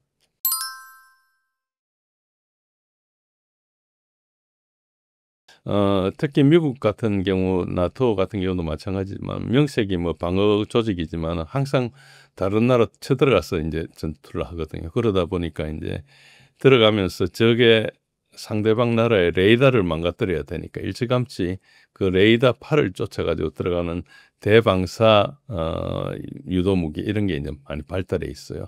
그런데 이제 러시아 같은 경우는 자기가 주로 방어를 하기 때문에 남은 나라 들어가는 공격 편대군 개념이 별로 많이 없습니다. 그리고 공군력도 대규모지 않고 이제 서방에서 여러 가지 항공기를 가지니까 자기네들도 이제 거기에 맞춰서 가지는 수준이다 보니까 항공력이 러시아가 뭐 미국에 비해서 월등하다 이런 건 아니고요. 가끔 좋은 비행기도 나오지만 또 가다 보면 좀 못하고 이런 추세를 반복하고 있고 그래도 항공기는 서방이 조금 낫다 이런 게 일반적인 평가입니다. 그런 특징이 있다 보니까 이제 러시아는 그러니까 레이더를 부수러 들어가는 그런 무기들은 있는데 이제 적국을 공격하기 위해서 공격 편대군이라 해서 이제 대거 이제 공격기를 몰고 가면서 앞에서 이제 그 전자전기나 그 레이더를 잡는 레이더팔을 쫓아가 가지고 부수는 대방사 미사일 같은 이런 것들이 조금 부족한 편입니다. 없는 건 아닌데 조금 능력이 부족하거든요. 그러니까 인도가 이제 그게 좀 부족하죠. 그러니까 이제 그 들어가면서 적의 미사일 그 레이더들을 완전히 제압하지 못했을 걸로 이제 생각합니다. 시드 데드라 그러는데요. 시드라는 것은 이제 suppression of enemy air defense라 그러고요. 또 dead라는 것은 distraction입니다. 어떤 것을 이제 그 레이더파만 이렇게 제밍을 한다, 제압을 해가지고 못하게 하는 게 있고, 그걸 실제로 부수는 게 있고 그런 특징이 있습니다. 어쨌든 그런 특징이 있어가지고 이런 대규모에서는 좀 인도가 약간 밀린 것도 있고요. 그것보다 이제 먼저 파키스탄은 인도 쪽에 그 지상 표적을 공격하러 들어가지 않았고 들어오는 인도 항공기를 막기 위한 그걸 DCA라 그러는데 방어 제공이라고 합니다. 디펜시브 카운터예요. 그러니까 적 항공기를 요격하는 거고요. 이제 인도는 이제 그 테러 기지 9개를 공격하니까 공중에서 땅으로 때리는 대지 공격을 했거든요. 그러니까 이제 앞에 대지 공격기가 들어와 가지고 그 땅을 때리는 동안에 대지 공격기를 공격하는 파키스탄의 요격기를 막아야 되니까 이제 이렇게 들어간 거죠. 그래서 이제 숫자가 인도가 좀 많은 것은 이제 많은 부분이 이제 대지 공격을 하러 들어갔기 때문에 그 9개 표적에 대해서 들어가고 그걸 때리는 이제 비행기를 막아주는 그런 걸로 했기 때문에 본격적으로 공대공이라고 하기는 약간 힘들죠. 인도가 공격을 하는데 이거 파키스탄이 그 공격을 방해하는 것을 또 이걸 또 인도가 막아주는 그런 공중전이었다 생각하시면 됩니다. 그래서 이제 증거들 쭉 있는데 보니까 뭐 라팔이 떨어진 건 분명한 것 같습니다. 2000년도 도입한 그 꼬리 날개에 있는 번호나 떨어진 걸 번호가 같다든지 뭐 이런 것도 조작할 수는 있지만은 대략 봐도 조작이 아닌 것 같죠. 어쨌든 들어온 지 얼마 안 되는 비행기가 떨어진 건 분명하고요. 그리고 이제 라팔이에 좀 몇 개 추가된 것도 있고 이게 외부 연료통 장거리 가기 위해서 외부 연료통을 이렇게 달기도 하는데 그 마크가 같다든지 아니면은 미라지로 추정되는 이제 사출 자석 같은 게 이제 발견되기도 하고 그리고 인도에서 쏜 이제 브라모스 미사일 이것은 아까 말씀드린 대로 이제 파키스탄의 그 테러 기지 이런 표적을 공격하는 이제 공대지 미사일입니다. 브라모스 미사일은 뭐 공대지, 공대공, 공대함 뭐 여러 가지로 쓰는데요. 이게 이제 나중에 이것도 설명드리겠습니다. 이거 브라모스 미사일 같이 보입니다. 요 밑에 있는 체계도가 있는데 체계도 같은 걸로 봤어요. 그리고 이제 그 다음 날 인도가 이제 드론을 많이 가지고 섬 공격을 했죠. 이 하롭이란 드론인데 이제 우리나라도 있는 하피의 후작입니다. 하피 이제 후속 버전인데요. 이것도 보니까 여러 가지로 이스라엘제가 분명하고 모양도 그렇고 왼쪽에 있는 게 형상이고 오른쪽에 있는 게 떨어진 게 잔해인데 근데 이제 이 하롭이 어떤 목적으로 들어가는 거니까 이게 레이더를 때리기 위해서 들어가는 거예요. 우리나라도 그런 건데 이게 로이터링 뮤니션이라가 서너 시간 돌다가 이제 레이더가 켜지면 가서 때리는 거거든요. 그런데 이제 자기가 돌다가 맞을 수도 있죠. 그래서 드론으로 섬 공격할 때는 요즘 통합 방공망이 있는 그런 그 공격에 들어가면 드론 효과가 좀 적습니다. 그래서 이거 부분도 좀 논란이 있었죠. 그리고 이제 파키스탄의 이제 손실은 그 J-10C에서 발사한 이제 중국제 PL-15E라는 이 미사일인데 이 미사일이 뭐 여러 가지 잔해가 좀 발견됐고도 맨 오른쪽에 있는 것은 그 앞에 있는 그 호밍 장치인데 이제 이 에이사 호밍을 하는 겁니다. 그래서 에이사 호밍이 상당히 기술이 좋은 거죠. 어쨌든 이런 것들이 발견됐고 이것도 그래서 손실 입은 거 확실하고 또 이제 가운데 있는 것처럼 통째로 떨어진 게 있어가지고 그래서 이거 통째로 떨어진 것 때문에 이 만드는 회사는 주가가 하루 반짝 올랐다가 다시 하락했습니다. 그래서 PL15 성능은 별로 없는 것 같다는 게 이제 시장에서 그렇게 받아들이고 있는 것 같습니다. 어쨌든 종합하자면 인도의 약점은 대공 제압 능력이 좀 부족하다. 그리고 드론을 썼던 이유는 동일한 드론을 가지고 2020년도에 아제르바이잔하고 아르메니아 분쟁에서 그게 이제 나고르노 카라바크라는 그 분쟁인데 거기서 아제르바이잔이 드론이 아르메니아 드론을 이기는데 큰 효과를 발휘했습니다. 그때 사용됐던 드론이 두 가지인데 터키에서 나오는 이제 TB2 바이락타르 이거 뭐 우크라이나에 쓰고 그랬습니다. 이것은 어떤 건가요? 미국의 프레리트랑 성능은 좀 차이 나지만 거의 동급입니다. 동급이고 이제 아까 보여드렸던 이스라엘 하롭 같은 거 이걸 가지고 썼습니다. 그런데 그때는 아르메니아가 그 방공망이 별로 없었거든요. 근데 이제 이 파키스탄은 방공망이 좀 높다 보니까 이 구비된 공격에서 효과가 거의 없는 그런 걸로 보고 아까 말씀드린 대로 시드 디드라 그러는데요. 대공 방어망을 제압하거나 파괴하는 그 능력이 인도가 좀 약한 걸로 이렇게 지금 평가됩니다. 그리고 인도는 초기부터 파키스탄의 방공망을 공격하는데 좀 실패한 걸로 보입니다. 그래서 들어가다가 좀 떨어진 게 아닌가 이런 생각이 들고요. 러시아 전력이 서방 전력에 비해서 그 유일한 약점이라 하는 게 요 대공 제압이 좀 떨어집니다. 아까 말씀드린 대로 러시아는 이제 방어용이다 보니까 공격 편대군 개념이 좀 약합니다. 미사일로 때리고 뭐 이런 개념이고요. 그리고 이 대공제압기에 주로 달려 있는 게 이제 이 함이라는 건데 AGM-88 함이라는 건데 이게 고속으로 가는 대방사 미사일에서 요격하기도 힘든 이 미사일입니다. 그리고 인도의 이제 방공 무기로 굉장히 위력적인 러시아제 S-400 피격설이 있는데 이건 확인되지 않았고요.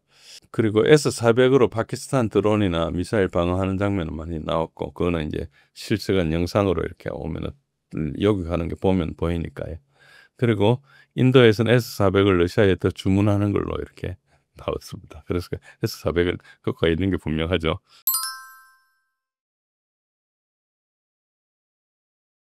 최근 우크라이나가 모스크바 공항 4곳을 동시에 마비시켰죠. 도심 피해는 없었지만 의도적으로 모스크바도 공격 가능하다는 메시지를 던진 작전처럼 보이는데요. 교수님께서는 어떻게 해석하셨나요?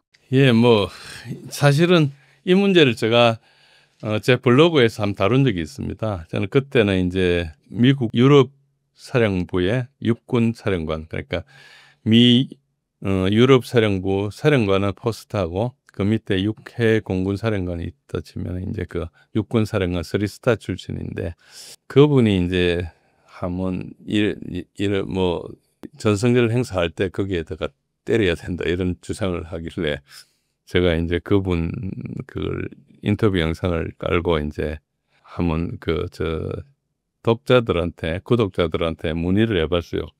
이런 주장을 하는데 어떻게 생각하냐. 그리고 제가 그 다음 날에 이제 제 의견을 말씀드린 적이 있는데, 사실은 이 지금 2부에서 말씀드린 전체 주제가 여러분들의 어떤 시각을 조금 시야를 확산할 필요가 있다. 확대할 필요가 있다는 점에서 좀 이제 의미가 있습니다. 일단 첫 번째 질문을 하신 대로 모스크바는 안전하지 않다는 어떤 그런 상징의 파괴적인 그런 현상이 되겠죠. 만약에 드론을 공격을 하고 이렇게 했다지만, 특히 이제 전성절 행사 때 공격하겠다고 젤렌스키가 이야기를 했으니까 나중에 이제 취소를 했지만은, 그런데 사실은 뭐 전쟁 3년 동안 모스크바 자체는 안정권이었죠. 거기 모스크바엔 또 방공망이 발달돼 가지고 잘 막고 있습니다. 물론 뭐 방공망이랑 항상 뚫리기 마련이기 때문에 대략 뭐 거의 대부분 막아낸다는 거죠. 한두 개는 뚫리기도 하거든요. 그래서 전선에서 멀리 떨어진 수도조차도 예가 아닌 것을 이제 젤렌스키가 이야기를 함으로써 전 세계에 알리게 됐고, 실제로 근처에 몇 군데 이제 또 뭐 어떤 저런 이제 아파트 같은 데 떨어지기도 하고 했으니까 뭐 그럴 수도 있죠. 그런데 이게 그 러시아 국민들이나 엘리트 집단의 심리적 안정망을 이제 무너뜨리는 효과가 있다, 이렇게 생각하는 게 일반적인 것 같아요. 그래서 이거는 이제 실제 피해보다 이제 국가 통제 이미지를 잘 관리하고 있는 거를 이제 균열시키는 그런 노림수다. 예를 들어서 워싱턴에 뚫리는 거랑 뭐 평양에 뚫리는 거랑 이렇게, 평양에 뚫리면 난리가 나겠죠.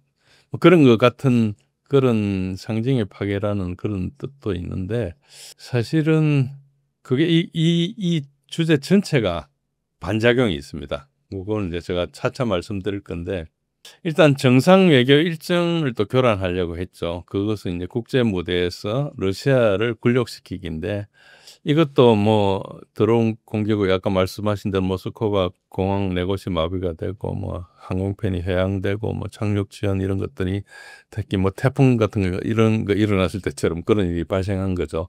그리고 실제로 고위급 외교단이 뭐 동선이 혼선을 빚고, 뭐 카자흐스탄 대통령도 그렇고 말리나 아프리카 사절단도 그랬죠. 그러니까 러시아의 외교적 위신에 상처를 내고 국제회담 장소조차 불안정하다는 인식을 조장하는 그런 치밀한 타이밍이라 합니다. 그런데 이게 이제 일단 정밀하고 지속 가능한 공격 수단을 과시한 건 분명히 맞아요.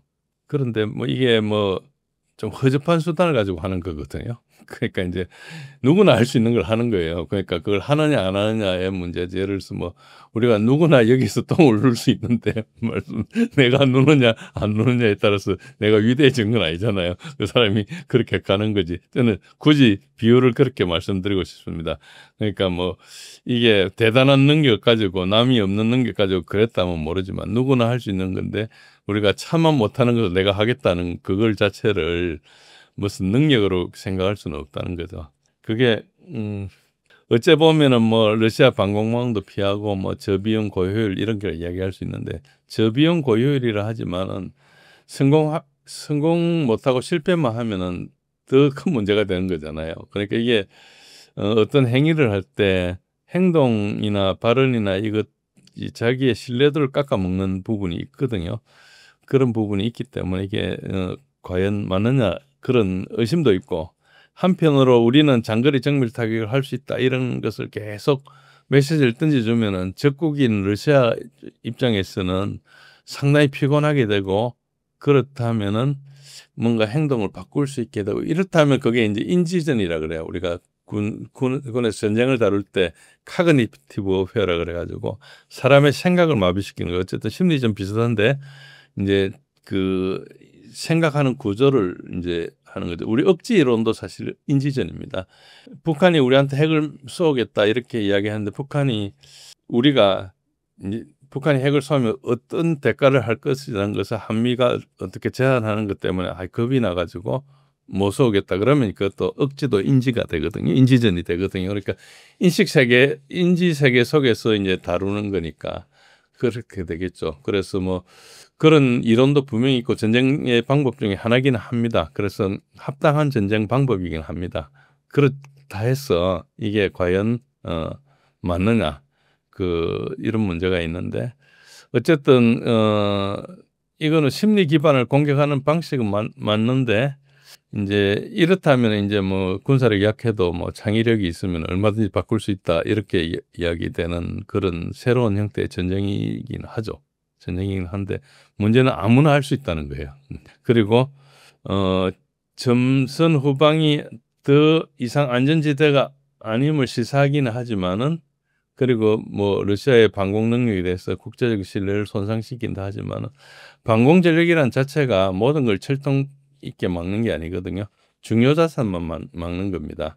그러니까 때리는 쪽에서도 비용을 부과하는 것이고 막는 쪽에서도 비용을 부과하는 것인데 이제 중요한 걸 막는다는 게 중요한 거고 예를 들어서 북한 무인기가 우리나라 들어왔을 때는 이제 없던 위협이 들어오니까 이제 이걸 대비해야 되겠다 이런 거지. 북한이 전쟁 때 무인기로 막 들어오면은 우리가 아무리 열심히 해도 한두 개 세잖아요.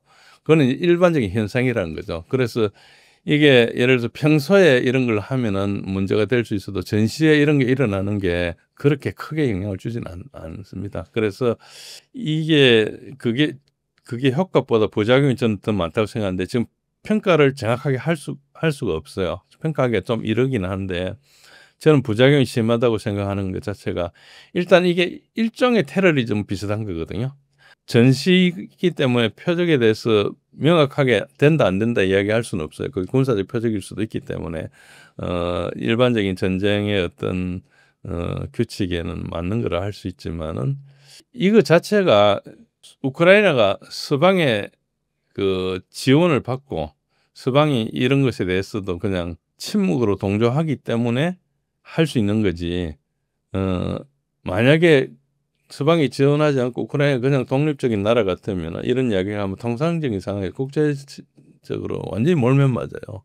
그러니까 지금은 막 지원을 받고 있지만 아무 관계가 없는 상태에서 이런 이야기를 했다면 지원이고 뭐고 다 끊기는 그런 상황이죠.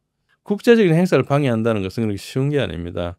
우리가 88 올림픽을 열 때 북한이 우리한테 굉장히 많이 방해했어요. 뭐 여러 가지 형태 폭발물 사건도 뭐 우리 어디죠?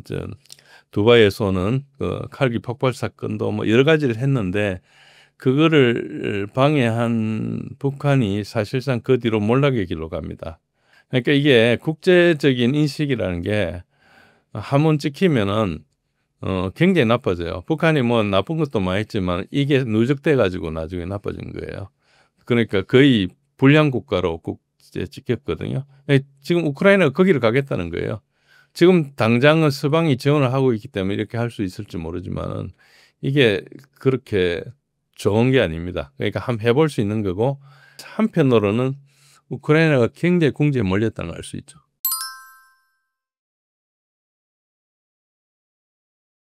도심 공항을 흔들고 동시에 군수시설을 정밀 타격하는 방식은 기존 폭격과는 전혀 다른 전개였는데요. 이런 공격 방식, 러시아 입장에선 어떤 대응 부담이 생겼을까요? 예, 실제로 이제 이걸 가지고 군수 산업 이런 거를 이제 공격을 했죠. 그러니까 이런 면에서는 약간 천재적이라 할 수 있어요. 그러니까 그쪽에 막 이야기해놓고 실제로는 만약에 군수 산업, 뭐 군수 시설을 공격했다. 그러면 이제 그건 좀 천재적이죠. 천재적이라 할 수 있지만은 뭐 드론 공격이라는 게 아무 때나 할 수 있는 거기 때문에 뭐 그걸 굳이 연막 작전을 썼다 이렇게 보기는 힘들고 통상 하는 공격 중에 하나고요. 그리고 우리가 여기 우크라이나가 러시아에 드론 공격한 것만 봐서 그렇지 러시아가 우크라이나에 때린 걸 보면은 이 드론 공격은 장난이에요. 그러니까 엄청나게 많이 때리거든요. 러시아가 최근에는 한 22배 정도 많이 공격을 하고 있습니다.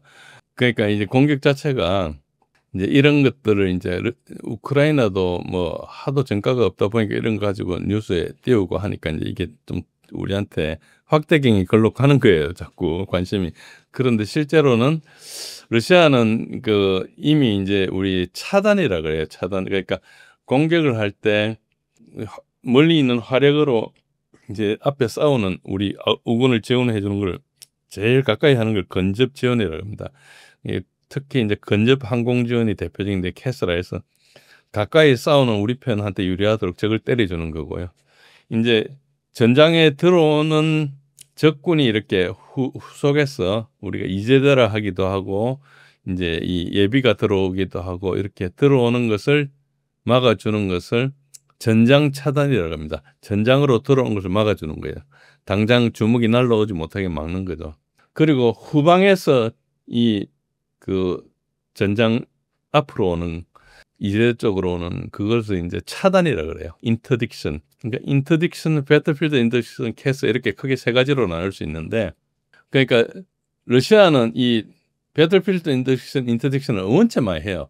원체 많이 해가지고 우크라이나군이 들어오기 전에 거의 다 죽고 나중에 들어온다고 보면 돼요. 그 정도로 이제 많이 때리는데, 뭐 그런 입장에서 이제 지금 산업시설을 때린 거니까 일종의 이제 전략 폭격이거든요. 정신 깊게 이제 물건조차도 만들지 못하게 하는 건데, 과연 이게 그 정도로 우선순위가 있는지는 잘 모르겠어요. 그걸 하려면은 그 전방에 싸우는 적을 먼저 때려야 되거든요. 그러니까 우선순위가 맞는지 아닌지, 아니면은 그쪽으로는 계속 하자마자 막아내니까 아예 멀리 때리는 건지 그건 정확히 모르겠습니다. 그러나 어쨌든 특히 두 군데 산업시설을 때렸죠. 스플라브하고 바잘트를 때렸는데 이거는 일단은 그 당장 러시아에 차질을 주죠. 차질을 주는데 이 생산해가지고 바로 거기서 가는 게 아니고 비축을 했다 가거든요. 그러니까 아직 비축 여유분이 되게 많이 있습니다. 그래서 당장 효과 나타나기 힘들죠. 그래서 저는 이게 우크라이나가 이렇게 하는 것이 이렇게밖에 못해서 한다고 생각해요. 그러니까 가까이 때리는 것은 러시아가 막아내니까. 그래서 지금 우선순위는 이렇게 할 때가 아니고 가까이 오는 애들을 막아야 되거든요. 계속 이제 우선순위가 낮은 데를 때리고 있는 걸 볼 수 있죠. 어째 보면은 만약에 뭐 아까 말씀하신 대로 모스크바를 치는 척하면서 여기를 쳤다면 기만전에다가 공격을 분산하고 정밀 타격을 하고 하니까 그 자체는 효과적이지만은, 그러나 우크라이나 군 입장에서 우리 전선에서 싸우는 우리 군을 보호하기 위해서 급한 데를 안 때리고 엉뚱한 데를 계속 때리고 있거든요. 그러니까 뭐 전장은 난 모르겠고 그냥 나는 한두 개 때릴래 이런 거 비슷한 거예요. 그러니까 어째 보면은 우크라이나 군에서도 그냥 그 전과 이런 거 보고할 때 뭔가 때렸다 성공해야 되니까 때린 게 쉬운 것만 때린 거 아닌가 이런 의심도 할 수 있고요. 정상적인 거라고 볼 수는 없습니다. 지금 전선이 급하거든요. 막 무너지고 있는 상황입니다. 예. 결국 이번 사건은 러시아가 수도 모스크바에서도 퍼레이드를 마음대로 열 수 없는 상황이 됐다는 걸 보여준 셈인데요. 푸틴 입장에선 군사력보다 통제력의 상징이 흔들린 게 더 큰 타격 아닐까요? 뭐 그렇게 생각할 수도 있습니다. 그렇게 생각하는 분들도 있는 것 같아요. 실제하고는 좀 저는 다르다 봅니다. 그렇게 생각하는 논리는 대략 이제 뭐 아까 말씀하신 것처럼 어떤 논리의 근거라는 게 수도는 안전하다는 내러티브를 무너뜨리고 푸틴 체제가 굉장히 통제력을 연출하는 그런 체제인데 이것도 좀 거물가게 하고, 우리가 뭐 김정은이 뭘 행사하는데 그걸 못하게 한 거랑 생각하면 굉장히 비슷하지. 거기는 완전히 그냥 초상 나겠죠. 그런 일이 발생한다면. 그래서 전승기념일이 막 무력화됐다 이러면 이제 과거 정통성까지 흔들리는 뭐 되게 흔드는 것처럼 보이는데, 사실은 이게 러시아를 잘 이해를 못하기 때문에 이렇게 한다고 저는 생각해요. 이런 상징을 통제하는 것이 러시아 국민들을 좀 단결하게 하거든요. 예를 들어서 우리 광복절 행사에 일본의 어디 야쿠자 같은 애들이 와가지고 행사식장을 방해한다 이런 일이 있었다 치면은, 방해하는 게 얼마나 우리 국민 사기에 영향을 주겠습니까? 우리 공부를 하죠. 그러니까 왜 난리 칠 거 아닙니까? 그러니까 이게 러시아 국민들이 뭐 아무 생각 없이 중립적으로 살고 있는데 행사하는데 방해하거나 이게 아니고, 이 2,700만 명이 죽었어요. 그러니까 이 날이 러시아의 최대 기념일이에요. 왜 그러니까 이 전부 2,700만 명, 그때 당시에 거의 4명 중에 1명꼴 죽은 거거든. 그때 인구에. 그러니까 그 말은 우리 할아버지, 외할아버지, 뭐 외할머니, 할머니 네 사람 중에 1명 죽었다는 거예요. 최소한. 내 형으로 가도 그렇고. 그러니까 이것이 이제 그 전쟁을 함으로써 러시아는 어쨌든 국가가 다지게 되는, 그러니까 이게 전쟁을 통해서 하나가 된 나라가 돼버린 게, 기억이 다 죽은 사람이 하도 많으니까. 그러니까 여기에 다시 공격을 하거나 이걸 부정한다는 것은 러시아 사람들의 지금 아이덴티티를 공격하는 거거든요. 그러니까 이게 부작용이 더 많죠. 저는 이런 것을 왜 하는지 모르겠어요. 그냥 예를 들어서 뭐 그냥 아무 의미 없는 날 가서 의미 없는데 공격을 하면 되거나 뭐 예를 들어서 뭐 거기도 종교나 인종이 다 다르니까 그 중에 하나를 집어서 하면은 뭐 안 그래도 그 서로 싫어하는 사람끼리 싸울 계기도 되고 이럴 건데 국민이 하나가 되는 날에 거기에 뭐 우리 3.1절 날 뭘 한다든지 이거 비슷한 것처럼 하여튼 저는 그렇게 생각하고 있고 상징을 공격하면 정작 러시아 국민들을 단결하게 하기 때문에 이건 좀 이상하고 그리고 푸틴 체제의 통제력 연출이라는 것은 이 공격하고 좀 무관한 거예요. 그러니까 푸틴이 인기가 있는데 러시아에서 왜 인기가 있는지 아는 사람 잘 없어요.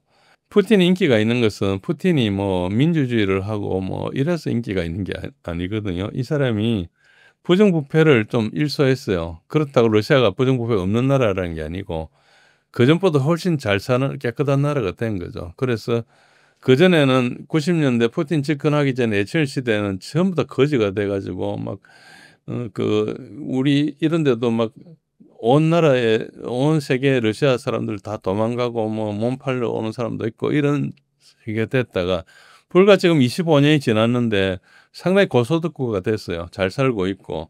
그러니까 내셔널 프라이드가 올라간 겁니다. 이게 그 어쨌든 먹고 살기만 해줘도 좋은 걸로 된 데다가 이제 자기네들 업신여기는 서방이 계속 힘들고 하니까 이제 올라간 거고 지도자의 지도력은 그가 보여준 성과에 의해서 달성되는 거지 연출하고 무관한 거예요. 연출은 자기가 권력을 유지할 수 없을 때 그걸 통제하기 위해서 하는 것이고 일단 뭐 25년간의 성과를 통해서 지금 80%가 넘는 지지를 얻었는데 이걸 뭐 이런 걸로 해서 할 수가 없다 생각하고요.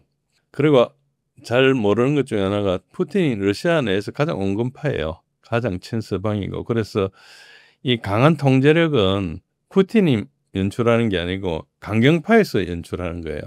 나라가 메가지가 있어야지 막 여기저기서 아무데나 가서 악수하고 얼굴 내밀고 이런 것보다 좀 권위 있게 해라.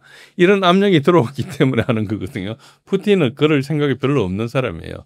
서방하고도 어떤 서방하고 완전히 담을 쌓아야 된다고 생각을 최근에는 하고 있는 것 같은데 오랫동안 안 했어요. 그러니까 민스크 2 협정할 때도 계속 기다리고 서방한테 가서 제재를 풀으라 그러고 뭐 이런 설득 작업을 한 거지 실제로 뭐 강경하게 하거나 이렇게 한 건 아니거든요. 그래서 푸틴이 어떤 이제 상징을 관리하고 통제력을 연출한다 이런 생각은 약간 표면적인 생각이고 실제로는 전성절 무력화가 된다는 생각은 약간 잘 모르는 생각이다. 그래서 행사 한두 번으로 지금 2,700만 명이 사망한 그 사건을 바꿀 수가 없고요.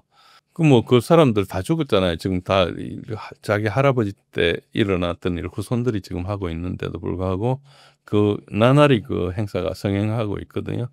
오히려 젤렌스키가 지금 그런 행동 자체가 매를 번 행동이라 생각합니다. 그래서 무기가 아니고 질서가 핵심 타격이죠. 어쨌든 그렇습니다.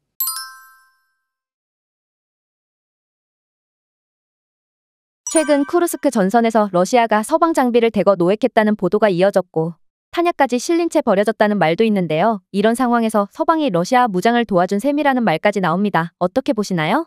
그 쿠르스크 작전이라는 걸 보면 제가 이제 작년 9월 달에 처음 웅달 책방에 와서 이제 독자분들에게 말씀드릴 때 처음 말씀드린 게 쿠르스크입니다.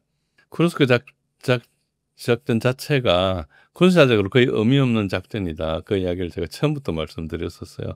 그리고 MI6하고 CIA가 기획한 작전이다 이 말씀을 드렸고요. 그러니까 군사적으로 의미 없는 곳에 우크라이나 최정예를 투입했고 그것도 서방에 굉장히 좋은 장비들을 골라가 투입했거든요. 그래서 제가 이제 지금 이 말씀을 들으면은 약간 그거하고 이제 이게 오버랩이 되는데 일단 후퇴와 함께 버려진 장비잖아요. 그러니까 이 말은 군사력에 대해서 서방도 전쟁을 제대로 안 해본 거예요. 그러니까 이게 뭐 시체말로 서방이 뭐 러시아를 무장시켰다 이 말씀도 좀 맞지 않고 뭐 말은 되죠. 말은 되고 이제 선전 효과는 있지만은 뭐 그거는 그냥 전쟁 결과지 그 자체로 큰 의미가 없습니다. 그러니까 이제 선전 효과는 있지만은 뭐 그걸 서방 장비를 분석하고 뭐 이런 데 도움이 되죠. 그런데 그거는 장비 하나만 있어도 분석할 수 있어요. 뭐 800개 늘어난다고 도움이 되지 않고 그만큼 이제 쿠르스크 작전을 러시아가 잘했고 우크라이나가 이제 몰리는 상황이었다. 이걸 이제 그거는 대변을 하고 있죠. 그리고 뭐 그 장비가 아무리 많아도 러시아의 전력에 그렇게 도움이 되지는 않습니다. 뭐 그 녹여가 다른 걸 쓸 수 있고 할 수는 있지만은 장비라는 것이 장비가 아무리 많아도 장비만 있으면 내가 갑자기 능력이 있는 게 아니고 어쨌든 체제를 좀 바꿔야 되고 훈련과 운영 유지에 시간을 많이 투자해야 돼요. 그러니까 장비를 아시다시피 요 마이크를 쓰다가 최신형 OMB에서 새로운 마이크를 하나 썼다. 그런데 그 운영 체제하고 이 운영 체제에서 다르지 않습니까? 그러면 이것도 기술 익히는데 또 봐야 돼요. 매뉴얼도 보고 이렇게 해야 되고. 그러니까 시간이 없으면 좋은 게 들어왔어도 옛날 거 막 써요. 그러니까 이게 내가 잘 아니까. 그러니까 그 정도로 장비라는 게 사람하고 이렇게 일체가 돼야 되거든. 인터페이스가 되게 중요한데 그게 다 훈련이 필요한 겁니다. 그래서 나이가 들면은 막 이게 저도 전화기를 옛날에는 막 1년에 한 번씩 2년에 한 번씩 바꾸다가 지금 3년 지나도 안 바꾸거든요. 새로운 기능 쓰는 것보다 배우는데 훨씬 비용이 크잖아요. 그렇게 많은 게 쓰는 것도 아니고 대부분의 기능을 버릴 때까지 매뉴얼 제대로 읽어보지도 않고 첫날 읽어본 매뉴얼만큼 기능을 쓰거나 옆에서 누가 동료가 알려주는 것만큼 배워가 쓰는데 그냥 장비라는 게 그런 특성이 있습니다. 그래서 장비가 있다고 되는 게 아니고 그 전투력이라는 것은 인원과 장비 물자거든요. 그러니까 그게 사람이 다 들어가지고 돼야 되는 그런 것이죠. 그래서 이게 이제 아까 뭐 우리가 이게 우스운 말로 이야기해서 서방이 러시아를 무장시켰다. 그 주장은 말 그대로 맞지 않고 다만 이제 우크라이나군 형편없이 싸웠다. 이거는 이제 분명해지는 거죠. 그 또 특히 하나 중에 제가 오래전부터 그런 이야기를 했는데 뭐 게임 체인저라는 거 들어오면 잘 쓸 것 같으면은 제일 중요한 게 정비입니다. 그러니까 정비가 되게 중요하거든요. 계속 가만히 있으면 지가 돌아가는 게 아니고 계속 사람이 길을 들여줘야 되고 부품을 줘야 되고 그렇습니다. 이런 튼튼한 의자도 계속 하다 보면 볼트 놨다가 떨어지지 않습니까? 그거 놔두면 금방 고장나요. 누군가가 좋을 줄 아는 사람이 있어야지 다시 돌아가는 거죠. 그러니까 이제 그런 특성이 있기 때문에 장비 자체가 군사력은 아니고요. 이제 일단 탈취됐다는 사실은 우크라이나가 장비를 버리고 후퇴했기 때문이고 그 말은 전술적 방어선이 붕괴가 됐거나 보급선이 고립이 돼가지고 이 지금 장비 다룰 게 아니고 내가 먹을 것도 없는 상태가 되거나 뭐 총알이 하나가 없다든지 뭐 어쨌든 굉장히 복잡하거나 계획된 철수가 아니고 신속하게 퇴각을 하거나 혹은 작전이 실패해가지고 할 수 없이 도망을 가거나 지도부가 후퇴 불가 명령을 내릴 쿠르스크 실제 후퇴하지 마라 그랬잖아요. 그런 것들은 지도부가 전술적 유연성이 부족해가지고 그 상황을 그 밑에 현장 지휘관들이 어떻게 해라고 알아서 해줘야 되는데 그런 것까지 다 코멘트를 한다는 것은 제가 볼 때 거의 히틀러처럼 젤렌스키가 돼가는 것 같아요. 젤렌스키가 그 시르스키 그 총사령관한테 후퇴 없다 이렇게 하면 이거 또 후퇴 없다 복장해가지고 죽어나든지 말든지 그렇게 된 상황처럼 보여요. 그런 것은 분명히 작전을 잘못했다는 것은 분명히 이해가 되고요. 문제는 이 장비들이 전시용이 아니라 실제로 해체 분석돼 러시아 방산기업이 역설계에 활용 중이라는 점입니다. 이걸 두고 무기 지원이 기술 유출로 이어지고 있다는 우려도 나오는데요. 교수님 견해는 어떠신가요? 예, 뭐 그거는 그렇게 생각할 수 있죠. 근데 이제 생각 자체는 틀린 게 아닌데 그 정도의 문제가 이제 이게 얼마나 중요하냐 이 문제를 이제 이야기해야 되는 건데요. 기술 역공학, 리버스 엔지니어링 같은 걸 통해서 로스텍이 방어 체계를 개선하거나 미래전 무기 개발로 이어질 수 있는 그렇다면 이제 전략적 기술을 손실이다 이런 구조로 연결되는 거잖아요. 논리적으로는 그렇죠. 근데 이제 정도로 보면 그렇지 않습니다. 그건 하나의 무기만 획득해도 알 수 있어요. 엔지니어가 보면 뭘로 만드니까 자기가 늘 만드는 건데 이 상대방이 만드니까 알잖아요. 그러니까 금방 이제 체제를 아는 거죠. 그렇게 된다 해서 그걸 대응하는 체계를 만들 수 있는 것도 아니에요. 왜냐하면은 우리가 무기 체계를 할 때는 그 뚫는 것도 중요하지만 우리는 뚫든지 안 뚫든지 충격을 주기 위해서 최적화를 해야 되거든요. 그걸 뚫기 위해서 뭐 무기를 개발했는데 내가 군장을 20km 더 져야 된다 이러면 불가능한 거잖아요. 이게. 그러니까 이게 우리도 최적화를 해야 되는 거예요. 우리가 싸우는 방법이나 교리에 따라서. 그러니까 그 자체가 하나의 아이디어는 되지만은 뭐 엄청 도움이 된다. 이것은 있기 힘들고 저기 쏜 그 포탄 하나가 날라오잖아요. 그럼 탄피 하나만 줬어도 알 수 있어요. 그러니까 그게 엄청 그 도움이 되는 그런 건 아니죠. 당연히 도움이 되지만은 그럼 내가 쏜 무기도 서강에 가서 그렇게 되는 거죠. 그러니까 전쟁을 하고 나면 어차피 서로 패를 조금씩 까는 거거든요. 그러니까 뭐 그 역설계와 기술 유출 가능성 자체는 뭐 분명히 도움되지만은 엄청 도움이 된다 이런 건 아니고요. 아까 말씀드린 대로 무기체계 개발에는 기술만이 중요한 게 아니고 싸우는 개념 자체가 중요한 거예요.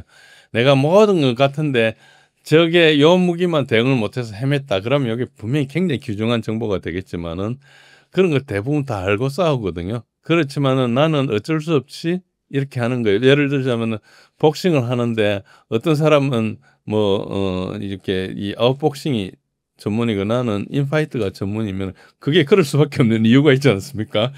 내가 키도 크고 리치가 긴데 인파이트를 할 이유가 없는 거죠.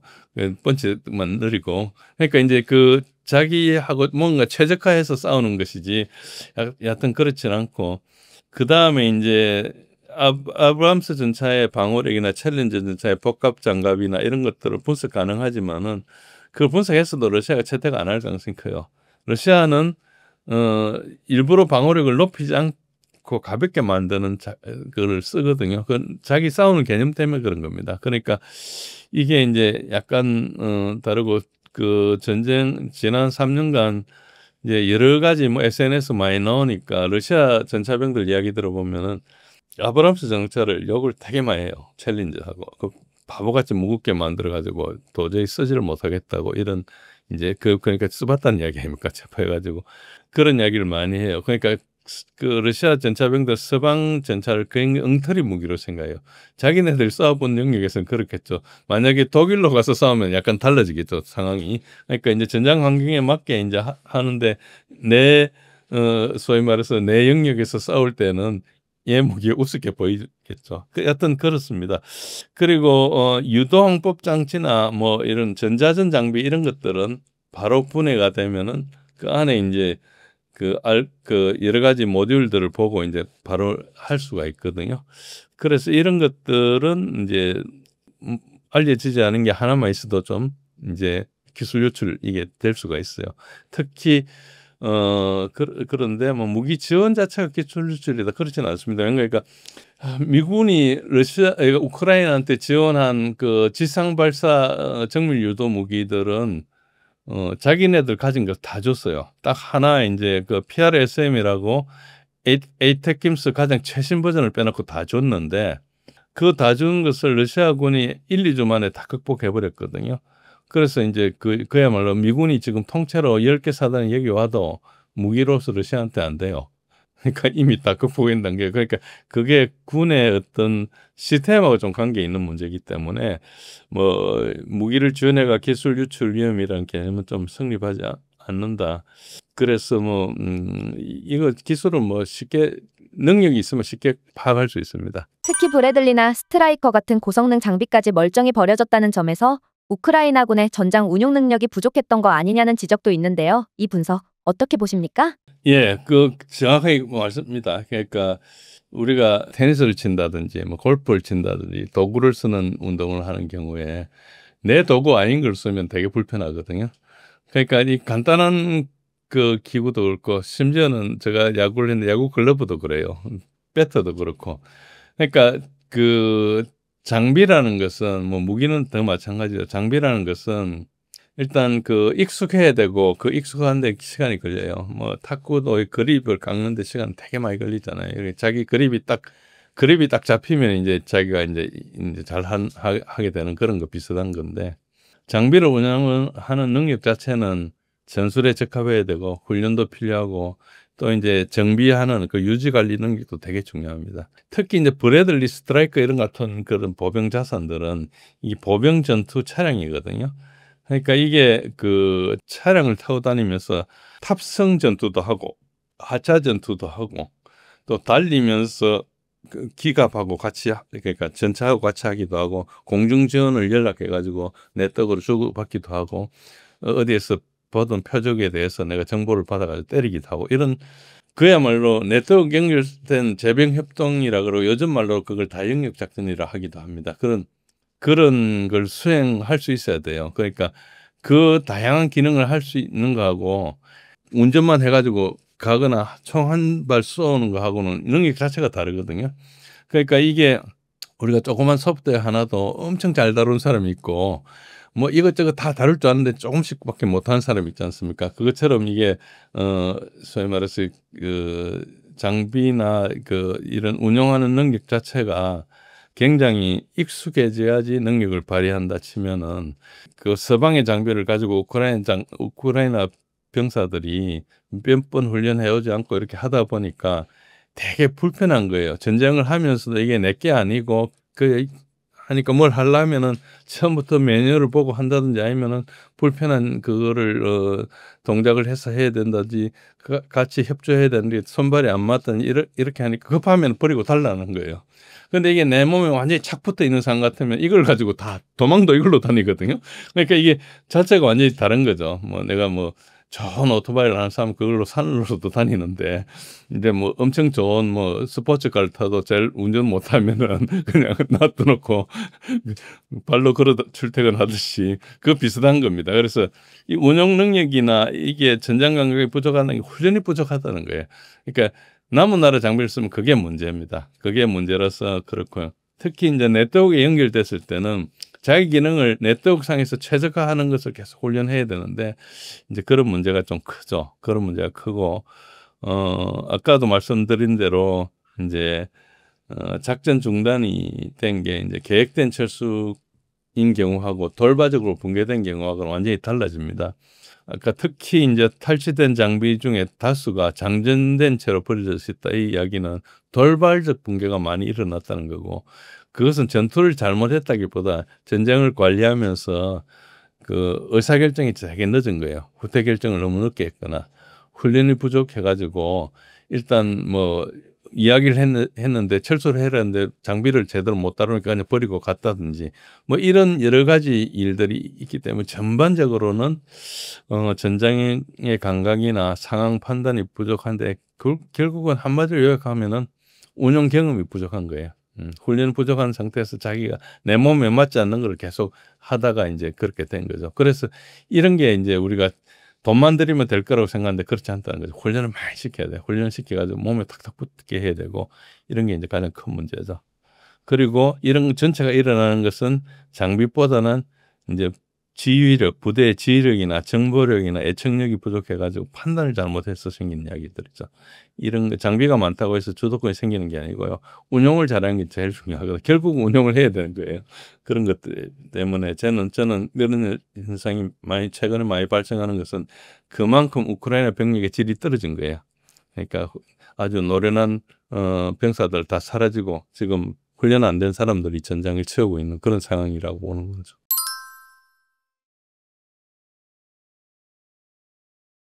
러시아는 지금 얼미박람회에 800종이 넘는 서방 무기를 전시하며 이만큼 잡아냈다는 메시지를 퍼뜨리고 있죠. 단순한 자랑이 아니라 서방의 무기 지원 의지를 흔드는 심리전이라는 분석도 있는데요. 실제 효과가 있다고 보시나요? 뭐 있기는 있죠. 있기는 있는데 그게 이제 크지는 않고요. 특히 전장 아닌 일반 시청자들한테 효과는 크죠. 그러니까 일반 시청자들은 내 세금을 들여가지고 줬는데 러시아 가서 저렇게 되는구나 이렇게 생각하면 좀 분도 날 거고 서방에서는 그리고 이제 뭐 러시아 사람들은 아예 우리가 잘 싸워서 이렇게 하는구나 이렇게 생각할 거고 이런 정치 심리전이나 시청각 연출은 분명히 효과가 있죠. 그리고 이게 러시아가 이렇게 하면 서방 내부에서 이제 분열이 일어날 거 아닙니까? 이거 지원하려고 지금 56개국인가 들어가 있거든요. 그 나라들이 각자 사정이 다른데 없는 형편에 겨우 이렇게 이제 줬는데 염초래가 줬는데 그걸 저렇게 막 버린다 그러면 화도 날 거고 그렇죠. 그리고 이제 그러다고 서방 내부가 분열되고 우크라이나 군도 심리적으로 압박을 받겠죠. 만약에 그 군 지도부가 이걸 관리한다 치면은 그리고 이제 제3세계나 비동맹 국가들은 이제 지금 현재 러시아가 약간 지도층에 좀 올라와 있거든요. 그리고 러시아 무기를 많이 받게 되는데 이제 서방에서 못 받으니까 러시아 무기 독립에 대한 어떤 이미지가 되게 강화되죠. 그러니까 러시아 무기가 잘 팔릴 공산이 되게 크죠. 그리고 이제 서방에 대해서는 전체에 대해서 명분이나 신뢰나 기술 우위에 대한 맹신이나 이런 것을 정조준하는 심리전 도구가 되죠. 러시아 국민들에게는 군인하고 국민들에게 사교해진 되고 이걸 사로잡은 군인 입장에서는 얼마나 기분이 좋겠어요. 그러니까 이제 그런 건 분명히 있죠. 실제로 어느 정도 효과가 있는지는 모르지만 그렇습니다. 일각에선 이건 전쟁을 잘하는 나라와 무기만 많은 나라의 차이를 보여준 장면이라는 평가도 하던데요. 교수님 보시기에 이 사건이 현대전에 던지는 가장 중요한 메시지는 무엇이라고 생각하시나요? 사실은 전쟁은 무기가 아니고 무기를 유기적으로 움직이는 체계하고 사고의 싸움입니다. 생각의 싸움인데요. 그런데 현대전에서 네트워크가 돼 있으니까 이제 네트워크가 더 중요해졌죠. 그러니까 이제 무기가 혼자 효과하는 게 아니고 네트워크상에서 전체 네트워크상에 있는 전력을 발휘하는 도움이 되니까 이런 건데 어쨌든 러우전에서 보면은 전쟁 지도부의 실력 차이가 명확하다. 그러니까 사실 이 전쟁은 지난달 말에 이제 뉴욕 타임즈에서도 보고를 했죠. 3월 말에. 사실상 미국이 모든 전쟁을 사실상 수행했어요. 그러니까 우크라이나가 몸만 떼어줬다 생각하면 되는데. 그런데 그렇다는 것은 3년 동안 이렇게 전쟁을 하면서 이밖에 안 된다는 것은 똑같은 전쟁을 우크라이나 군 대신 미군을 대체한 전쟁이라 생각해 보면 되잖아요. 그럼 미군이 우크라이나보다 더 잘 싸웠을까 생각하면 그렇지 않거든요. 우크라이나 군이 훨씬 더 이제 그래도 자기 나라를 가지고 싸우니까 잘했을 건데 이런 식으로 생각해 보면은 미국이 러시아한테 진 거예요. 그래서 미국이 전쟁을 지도하고 기획하고 계획하고 시행하고 하는 능력에 있어서 그러니까 러시아군에 비해서 상당히 처진다 볼 수 있고 전쟁에 대한 이해가 상당히 부족한 걸로 볼 수 있죠. 그러니까 사실상 이 2022년 9월에서 11월 사이에 이제 헤르손 전투를 하면서 미국이죠. 나토가 이제 지휘를 해가지고 우크라이나 군보고 이제 헤르손을 쫓아가가지고 스로비킨 라인을 공격을 해라 이렇게 했는데 그 공격하면서 엄청난 피해를 봤어요. 그리고 거기에서 이어지면서 2023년 한 5월까지 바흐무트 전투에서 우크라이나 최정예 군을 러시아의 그냥 죄수 군대한테 그냥 몰살당해버렸어요. 그리고 한 달 있다가 이제 여름 공세를 하면서 이제 거의 러시아가 오중의 방어선을 이렇게 해놨는데 첫 번째 방어선 입구에도 못 오고 거의 대부분 그냥 끝났거든요.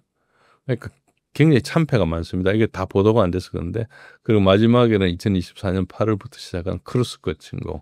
굉장히 무모한데 7만 5천 명을 그냥 죽여버렸죠. 그리고 장비를 그렇게 버리고. 이 자체는 이 전쟁을 기획한 미국의 전쟁 지도부, 나토 전쟁 지도부들이 실전 능력이 전혀 없는 거예요. 그런 식으로 전쟁을 하고 있는 거죠. 저는 저번 3월달 촬영 때도 말씀드렸지만 러시아 전투를 아직 그때는 사용도 제대로 하지 않고 있다. 러시아는 나토군하고 일전을 벌이기 위해서 준비하고 있다고 말씀을 드렸는데 어쨌든 전쟁을 장비로만 한다고 하면은 필패입니다. 그러니까 이게 미군이 돈으로 계속 떼어가지고 전쟁을 하는데 월남전 이후 60년 동안 아직 제대로 이긴 전쟁이 하나도 없어요. 다 도망가고 했죠. 최근에는 예멘 후티하고 싸다가 항모전단이 철수했잖아요. 그리고 뭐 항복했다 하지만 사실 항복도 아니고 지금 계속되고 있죠. 그러니까 사실상 예멘 후티한테 항모전단이 패배한 거예요. 그러니까 우습게 보던 군도 아닌 뭐 그런 조직 같은데. 그러니까 이게 전쟁이라는 건 시대하고 관계없이 굉장히 중요한 게 전쟁을 어떻게 하느냐, 사고방식과 그걸 수행하는 사람의 이제 능력 이런 게 되게 중요하고 그냥 아무것도 없이 장비로 칠갑을 한다 해서 전쟁을 이길 수 있는 게 전혀 아니다. 모든 게 같다면 장비가 좋은 게 훨씬 좋지만은 그거 전에도 전쟁을 잘할 수 있는 방법은 되게 많이 있다. 그래서 이제 우리가 생각해야 될 것을 돈으로 때우는 그런 생각을 하면 안 되고 그제 프랑스하고 라팔하고 그 J10 그게 교훈 하나가 뭡니까? 이게 한 5배 싼 가격으로도 이렇게 무너뜨릴 수 있다는 거잖아요. 그러니까 그 국방비에 대해서 너무 과신하면 안 됩니다. 제가 전에부터 나와가지고 미국하고 러시아 이야기하면서 제가 러우전을 통해서 미국이 러시아한테 이제 군비 경쟁에서 참패한 거다 이런 여러 번 말씀드렸는데 그때마다 시청자 분들이 미국을 너무 우습게 본다 이야기하는데 이제 프랑스의 최고 라팔이 유럽의 지금 최고 좋은 기종이에요.